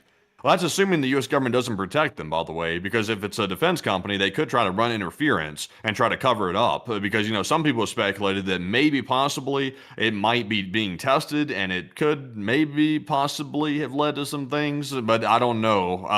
They might run interference. But Enforcer, what say you? Generally, I don't really think that would be the case, because that AI company might just say something like, oh, well, it did its own thing like it was designed to do, but it's unfortunate that it didn't do that the right way. And generally, the truth is that a lot of shareholders really don't care about morality, to be entirely honest. Like, for example, an oil company can, cause a major oil spill somewhere down here, and that didn't really affect too much of anything rather than their position in the States. It didn't affect that company's position internationally that much. But I hope that does address it the best I can, and a big thanks to you for support. And with that, we are on to the next one. And also, not to mention, they'll simply say, it's classified, and that'll cover the whole thing up, actually, right there, once they say that. But jumping into our next one, this one's going to go to Raphael, who puts in the 10. He said, AI is excellent to lock in the last stretch to the target after a human makes a decision and gives the parameters. Otherwise, it can turn against your own forces in the line of contact. That's why I was generally saying as well, Raphael, and I would agree with that. And a big thanks to you for support and helping this channel to keep on running. And with that, we are on to the next one. We also have a 10 from Pacific Fruit Express yet again, who said drones are not the problem. Counter-drone swarm technology is what we need. Generally, that would be something nice to see in the future, and it seems like we're already kind of in the prototypical phases of that, so we'll have to see if that ever coalesces. But a big thanks to you for the support, and with that, we're on to the next one. We also have a 10 from Blind Man, who said, hello, Enforcers. I'm on a war movie kick, and I've seen Greyhound, Operation Mincemeat, Ministry of Ungentlemanly Warfare, The Imitation Game, and Midway, Old and New. Any suggestions in LLT, LSA? And unfortunately, Blind Man, I wouldn't actually have a lot of suggestions. It's been a long time since I watched generally any war movies, to be entirely honest. So unfortunately, I wouldn't have any good ideas at the moment. But I do thank you for support and helping this channel to keep it running. And with that, we're on to the next one. We also have a 10 from James Decker, and he put in that 10 and said, Venezuela is not about what it produces, but what the reserves it has. We are taking energy off the table for our adversaries. Yeah, I mean, yeah, sure, but it's like, the thing is, though, is that, there's humongous untapped oil reserves in the Democratic Republic of the Congo, which is very Chinese aligned. We aren't overthrowing, the Democratic Republic of the Congo's government to secure that oil, or any other government for that matter in the Gulf of Guinea, which are also oil rich as well. And generally, I believe that the untapped oil reserves in those areas are larger than the one in Venezuela. So, it's like, I don't know. Like, honestly, I just feel like it was something done for the hell of it, to be completely frank. But a big thanks to you for support and helping this channel to keep on running. And with that, we're on to the next one. We also have a 10 from Frosty Rotor X, who said, this day in military history number 4. On April 15th, 1952, the YB-52 prototype made its maiden flight from the Boeing field in Seattle, and thus Buff was born, probably flying into the 2050s. And that is pretty interesting right there, Frosty Rotor. Really neat to know that the YB-52 took its first flight today. This is also the night, I believe, that the Titanic sank in 1912. But let's look at that cute creature. Oh, that's man! But take a look at that. Like, that is the YB-52 right there. That is pretty neat. That was the precursor to the B-52. Yeah, this was it. Actually shared a lot of its cockpit design with the B-47, which a lot of people don't know about, which was basically like the smaller version of a B-52, kind of. Oh, yeah, that's interesting. Actually, a fuselage looks weird. Yeah, it is. It was an interesting design, and then it was eventually supplanted by the B-52, which basically became our mainstay strategic bomber throughout the rest of history until the B-2 and now the B-21. But with that, I hope that does address that well. A big thanks to you for support and helping this channel to keep on running. And with that, we're on to the next one. We also have a 6 from Amsterdam, and thank you very much for that support. They said, thank you for all the hard work and greetings from the Netherlands. And thank you so much for enjoying the work, and a big hello out there to the Netherlands, a really cool country. And so a huge thanks to you so much once again for support and helping this channel to keep on running. And with that, we're on to the next one. We also have a 5 from Devin Seals. He said, I haven't been on in a while, but I love the new intro video, and it's really nice. Army goes rolling along. Oh, yeah, it's a really good one. I like it myself. And a big thanks to you for support and helping this channel to keep on running. And with that, we're on to the next one. We also have a 5 from Data Relay, who said Zelensky for the Nobel Peace Prize. And yeah, I would say that Zelensky should probably be in the works for one. Well, peace hasn't been made yet, but maybe should be in the works for one once the war in Ukraine comes to an end for sure. And a big thanks to you for support and helping this channel to keep it running. And with that, we're on to the next one. You know, I think, though, don't they usually give the Nobel Peace Prize, like, scientists and stuff like that? Like, how often is it given to, like, wartime leaders? Well, I mean, like, there's a Nobel for science. I think you're getting them mixed up. There's a Nobel for science, and then there's a Nobel for peace and all that sort of stuff. In like every category. So, like, let me go pull up the Nobel Peace Prize winners, because most of them are diplomats and such. So it says here, let's see here, prizes in chemistry, physics, physiology, or medicine, and literature. So there are different categories. I didn't know that. I've never really studied the Nobel Peace Prize. I've never been obsessed with it personally. But let's see here. Yeah, is that the categories? I don't see one for a war, though. Well, this is more so like peace and like things like that. So like diplomatic efforts to bring about peace, or like, freedoms and such for people through peaceful means. Like you see, Maria Corina Machado was the one for tireless work promoting democratic rights for the people of Venezuela and for a struggle to achieve a just and peaceful transition from dictatorship to democracy. And then in 2023 for the fight against oppression of women in Iran and her fight to promote human rights and freedom for all. And then if you go through others, for example, like way back, like this one right here for Obama, for his extraordinary efforts to strengthen international diplomacy and cooperation between peoples, which honestly, that one was pretty generic. But outside of that, though, generally it's for efforts involving peace or the recognition of rights through diplomatic and peaceful means. That's generally what the Nobel Peace Prize is for. Interesting. Yeah, it's a very fascinating deal right there. But isn't Venezuela still a dictatorship?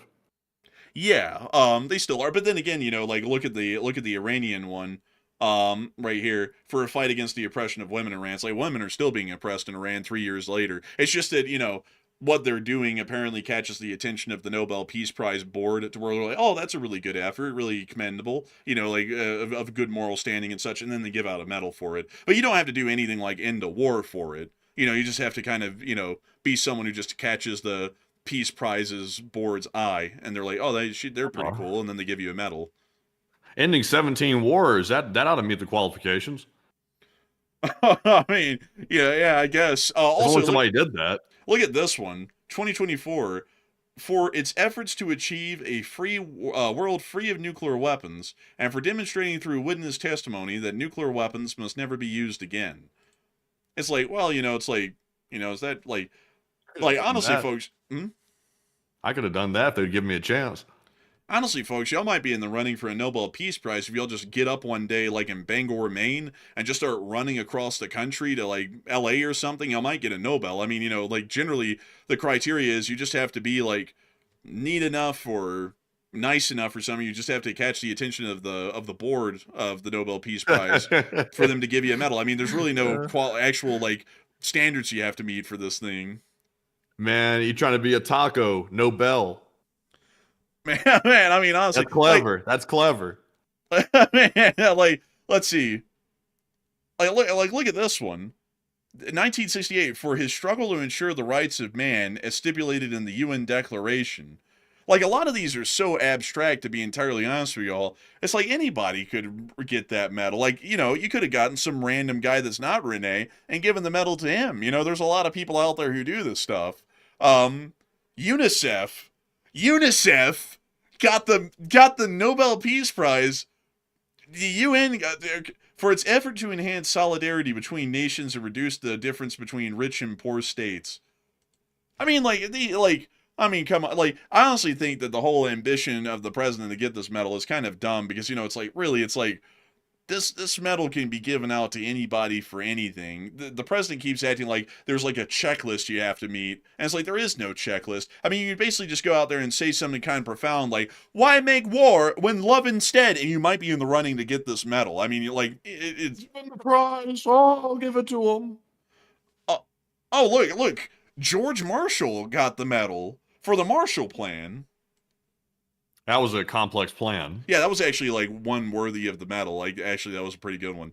And then Ralph Bunche got a medal for his work as a mediator in Palestine in 1948 to 1949. That was the Israeli War of Independence, by the way, in its resolution.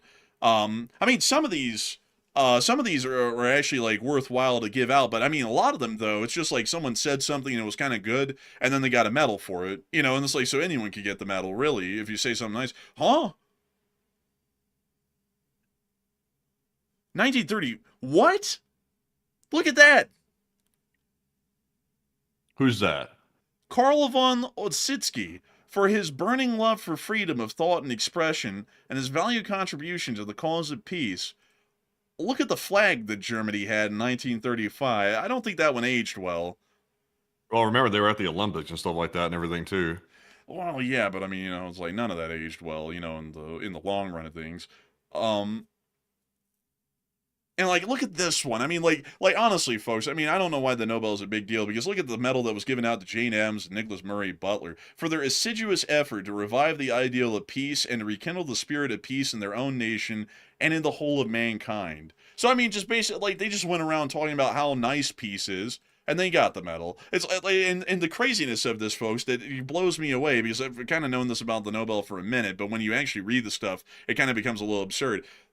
The president's acting like, oh, I ended 9 wars, so this gives me the medal. It's like, you know, if he just came out one day and just said, I think that peace goes good with burgers and fries, he could be in the running for the medal just for that. Like, you know, it's like, anyways, with that, we are on to the next one. Our next one goes to Frank Trujillo, who puts in a 5. He said, hit the like, everybody. Thank you, and LSA. And a big thanks to you for the support, Frank Trujillo. And please do hit the like, folks. We greatly appreciate it. And so a big thanks to you so much once again. And with that, we are on to the next one. We also have a 5 from Live Animal. He said, U.S. deployments seem to be just a show of force. Oh, well, we'll see. We'll see. But a big thanks to you once again. And with that, we're on to the next one. We also have a 5 from Right Geek Project, who said, if the U.S. tries to capture any island from Iran, won't Iran destroy that island and respective resources on it before losing to the U.S.? They probably would. Scorched earth tactics would probably be assumed a given because they're an ideologically driven government, therefore they're extremist. And so for that reason, they'll most likely destroy anything that we try and capture. So a big thanks to you for the support. And with that, we are on to the next one. We also have a 5 from Jason, who said, I fear a few of our leaders may be struggling with several psychological rehabilitations. Huh. That's interesting right there. And a big thanks to you for the support and help with this channel to keep on running. And with that, we're on to the next one.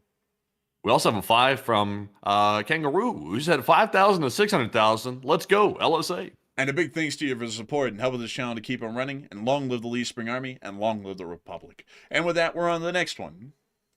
And we have one from Raphael who put in a 5. He said, printing the drones is advantageous in one thing. If you have to change the layout, you do it immediately. That's true, but it's kind of sacrificing mass producibility for more so kind of like tailor-made drones, which really isn't the way of modern drone warfare. If you need a new drone, you just design it and then you create an injection mold for that new frame and type, which is more of the research and development process and shouldn't be incorporated as an endpoint in final production in mass. But a huge thanks to you for the support and help this channel to keep running. And with that, we're on to the next one. We also have a five from Hoodoo. He said AI is here today and will be eliminating people one day probably. And we have weapons that can obliterate cities, and people are whining about AI. Well, I mean, AI is dangerous. AI can, here's the scary part about that. AI can eliminate the people without obliterating the city. The scariest thing is getting eliminated. That's the scariest thing to me. Like, who cares if the building's gone if we're dead? The building won't matter at that point, because if we're gone, we can't be here for the building. So the obliteration won't really matter that much.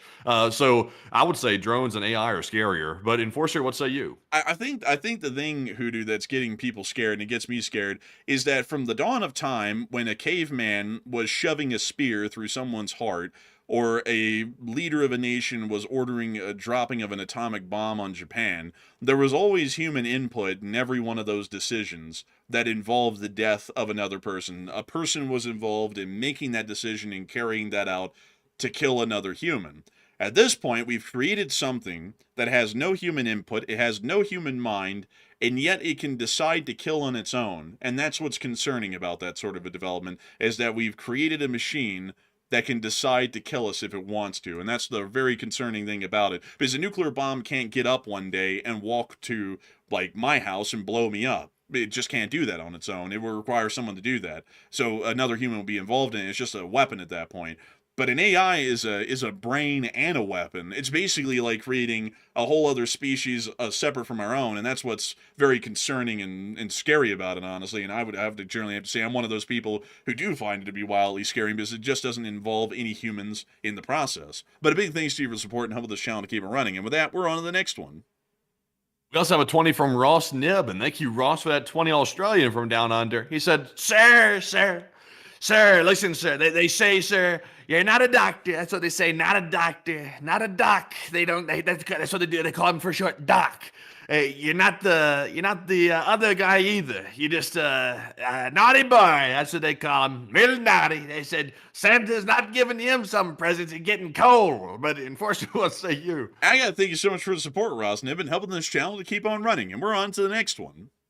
We also have a $5 support from Hoodoo, and thank you, Hoodoo, as well. They said, how about all the mistakes that humans make that get innocent people eliminated? Well, there's generally a process for that, though. If someone makes a mistake and it's a war crime, we can prosecute a war criminal. We could prosecute all of the Nazis who conducted atrocious war crimes at Nuremberg. How do we prosecute an AI and then punish it? There's no way to do it. It's just a program. And that's also the issue there as well, is that there's no way to hold an AI accountable for its crimes if it ever conducts any, because it's not human, and therefore there is no way to make a deterrence to punish it, because there's no way to punish the thing, really. But a big thanks to you for support and helping this channel to keep on running. And with that, we're on to the next one. We also have a 10 from Jack, and thank you, Jack, as well, for that support. He said, with respect to autonomous AI drones, the big thing is ensuring that a human is always accountable for it. And by the way, with World War III, I think it's a good time to live at the arse end of the world. And I would agree with that. And I got to thank you so much for the support and helping this channel to keep on running. And with that, we're on to the next one.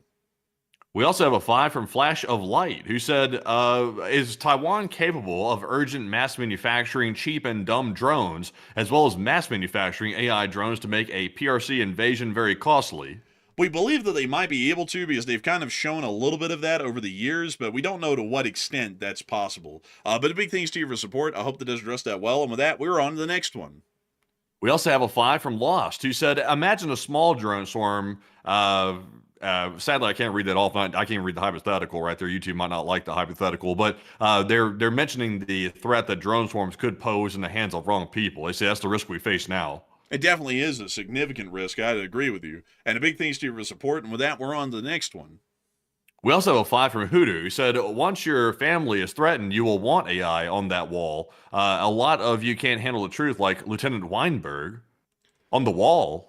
I think it's a reference to the movie A Few Good Men, but I would There's a few say bad ones too around these days.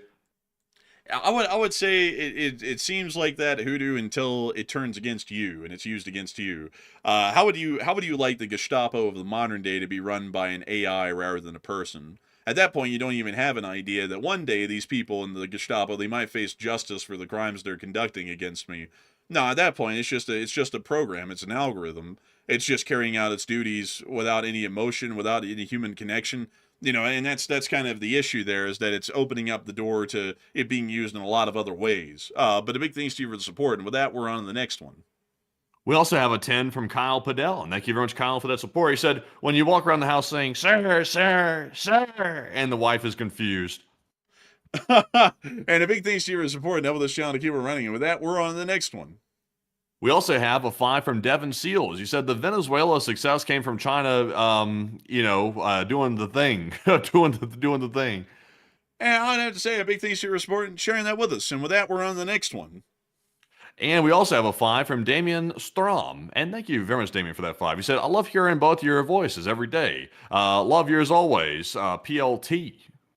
And a big thanks to you for the support and helping this channel to keep on running, Damien. And I thank you so much for enjoying our voices. We're very appreciative of that. And so with that, I hope that has addressed that well. I also saw Razor UK say the USA rarely ever prosecuted its own for war crimes. But that's true for every country, though. I mean, yes, I would agree with that. But I mean, with you, Razor, you're from the United Kingdom. I mean, the British conducted the Amritsar massacre in India and killed 400 innocent civilians and slaughtered a lot of them and then just threw them in a well in the middle of Amritsar, and it's like, did any of the British soldiers that conducted that massacre, were any of them held accountable for their crimes? No, none of them were. And that honestly, that's quite a story of the British around most of the world. Crazily enough, except for here in the United States, in most countries like the United States. But no, none of the British soldiers who ever conducted those crimes and the soldiers of Britain were ever really held accountable for those crimes. But it's like that in every country. Do the French hold theirs accountable for their crimes? Sadly, the thing is that favoritism comes into play there, and that's why you never see that any of them are held accountable for their crimes. Although I think it would be of sound principle to hold them accountable and to hold nations like our own and yours and others to higher standards from within. But a big thanks to you for bringing that up. That's an interesting point, but I also have to say mirror defense on that one. Basically, every country could look in the mirror and say that about themselves as well. But with that, we're on to the next one. Also, a 5 from Game Theory, who said, sorry on the food kick, but do you guys like barbecue? And I do like barbecue. It's pretty solid. There's not a whole bunch of it out here in Utah, but also I wasn't like obsessed with it or anything. It was great to have it occasionally, but I do like it, but it's not available out here very much. But Enforcer, what say you? I gotta thank you so much for the support and helping this channel to keep it running. And I'd have to say, barbecue is pretty decent. I actually haven't had it though since we moved out here. I haven't been able to find a barbecue joint to eat at, honestly. But a big thanks to you for the support and helping this channel to keep it running. And with that, we're on to the next one. And our next one goes to Plazat, who puts in a 2. And thank you very much, Plazat, for that support. I don't see a comment attached, but we do appreciate it. We also have a 2 from Devin Seals. And thank you, Devin, as well, for the 2. And also, no comment, but we do appreciate that as well. He said, and also we have a 2 from Tabitha Silvers. She said, great job, guys. Best news. And thank you so much for the support, and thank you for enjoying our news. We try our best. And a big thanks to you so much once again for helping this channel to keep on running. And with that, we are on to the next one. We also have a 2 from Devin Seals yet again. He said, Alberta, Canada wants to be the 51st state. And I don't think they're going to get their wish. I don't think so. Also, no offense to Canada, but we don't want your territory. As an American, I can say that we don't want it. And I think if most Americans put their mind to it, they'd be like, let's not do that because the U.S. can barely manage what we got right now, so we don't need extra. But Enforcer, what say you? I'm heavily against bringing in any new U.S. territories or states. And generally, as far as that goes, I also have to say, I kind of don't like the idea of people having such a little allegiance to their home country that they'd be willing to just jump ship. Because that would be like, being in Alabama and saying something like, oh, the hell with the U.S., let's go join Mexico. It's like, that basically shows you really have no national allegiance. And while sometimes I become very annoyed with the U.S. government on their foreign policy decisions and on their domestic political issues, which we don't get into on air, I would never say that I'd be willing to jump ship or betray the country because I'm unhappy with the government, because there's more to the nation of the United States of America than just the faces in Congress and the White House and the Supreme Court. But a big thanks to you for support and helping this channel to keep it running. And with that, we're on the next one. We also have a 2 from Devin Seals yet again. He said, we have more Cubans in the States than Cuba. I think that's actually true. I think there's also more Puerto Ricans living in New York City than there are in Puerto Rico, I think. It's weird that way. Like, it's actually kind of weird that way. But a big thanks to you for support and helping this channel to keep it running. And with that, we're on to the next one. And we also have a 2 from Hachi, and thank you, Hachi, for that support, and we do appreciate that very, very much. And with that, folks, it is now time to move on from our super chats. And once again, a huge thanks to everybody for helping to keep the channel running through that support. It's time to move on to our Morse code decoders and some live chat questions. And moving right into our Morse, tonight we had the entire roster of decoders. We had Paul, Kevin, Mason, Joni, Norm, Arabelle, Royal Fluffiness, Kush, Cooper Turks, Sire, and Brian. They said, the Morse says, oh boy, it looks like it's going to be an old-fashioned hoedown. It's about to begin around here. And LLT, LSA. And that's the sound of money. I'll get the down on the nail. That is the Morse code message of the night. And I got to congratulate y'all greatly for getting that correct. Time and time again, the Elite Springer and Signal Corps is always getting that correct and is always doing an incredibly good job of figuring out what the Morse code says. And so with that, a humongous thanks to y'all once again. And with that, we are on to the third to last question of the night. And this one's going to go to the Berg, who said, how will the U.S. defend the troops when and if we take the islands near Iran's coast? Really, there isn't an effective way to do that, unfortunately, at the moment. So, you would just shoot at the drones with small arms fire and hope to take them down that way. Because outside of that, we just don't really have the munitions or the logistical capacity to shoot down the drones reliably by any other means. So I hope that has addressed that the best I can. And a big thanks to you for a really interesting question there. And with that, we actually have another super chat to address really quickly. So what do we got? And this one goes to Eric Brown, who puts in a 10. And he said, hi.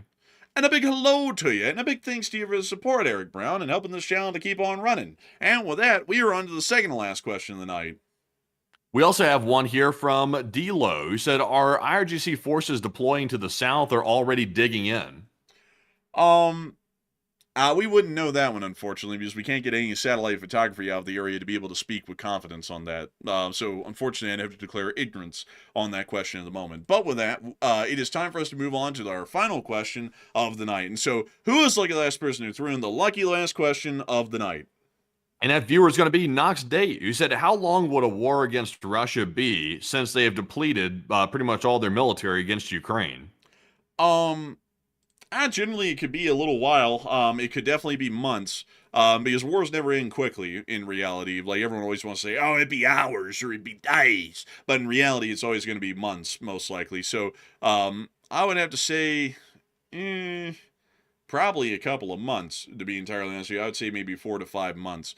So I hope that does address that the best I can. And with that, we have reached the end of tonight's stream. I've got to thank you all so much once again for watching. It's been an absolute honor and a pleasure to be able to run the stream for each and every single one of y'all. And we had at the peak tonight, at our peak viewership, 21,000 people here, and 134,000 people have watched this stream before it ended. We have to thank you all so much once again for watching. We hope that you'll have enjoyed greatly. And if y'all have, please make sure to like, comment, and subscribe. And, of course, we will see you all tomorrow at 10 p.m. Eastern Time to cover the next 24 hours of the news from around the world. And if there is a shorter video to be made, I'll be the one making it. And so with that, good night, good luck, take care, stay safe. Slava Ukraini, Haram Slava, long live the Leaf Spring Army, and long live the Republic. And with that, folks, a big shout out to the 135,000 plus people that were here by the end of the stream. And we appreciate every single one of you for joining us once again tonight. And we will see you all tomorrow night at 10 p.m. Eastern for the next night of War News streaming. And also, if there is enough news for a short war video, the Enforcer will be putting that out midday tomorrow. But in the meantime, though, thank you all once again for joining us tonight. And of course, Slava Ukraine, Hiram Slava, get some rest, and good night.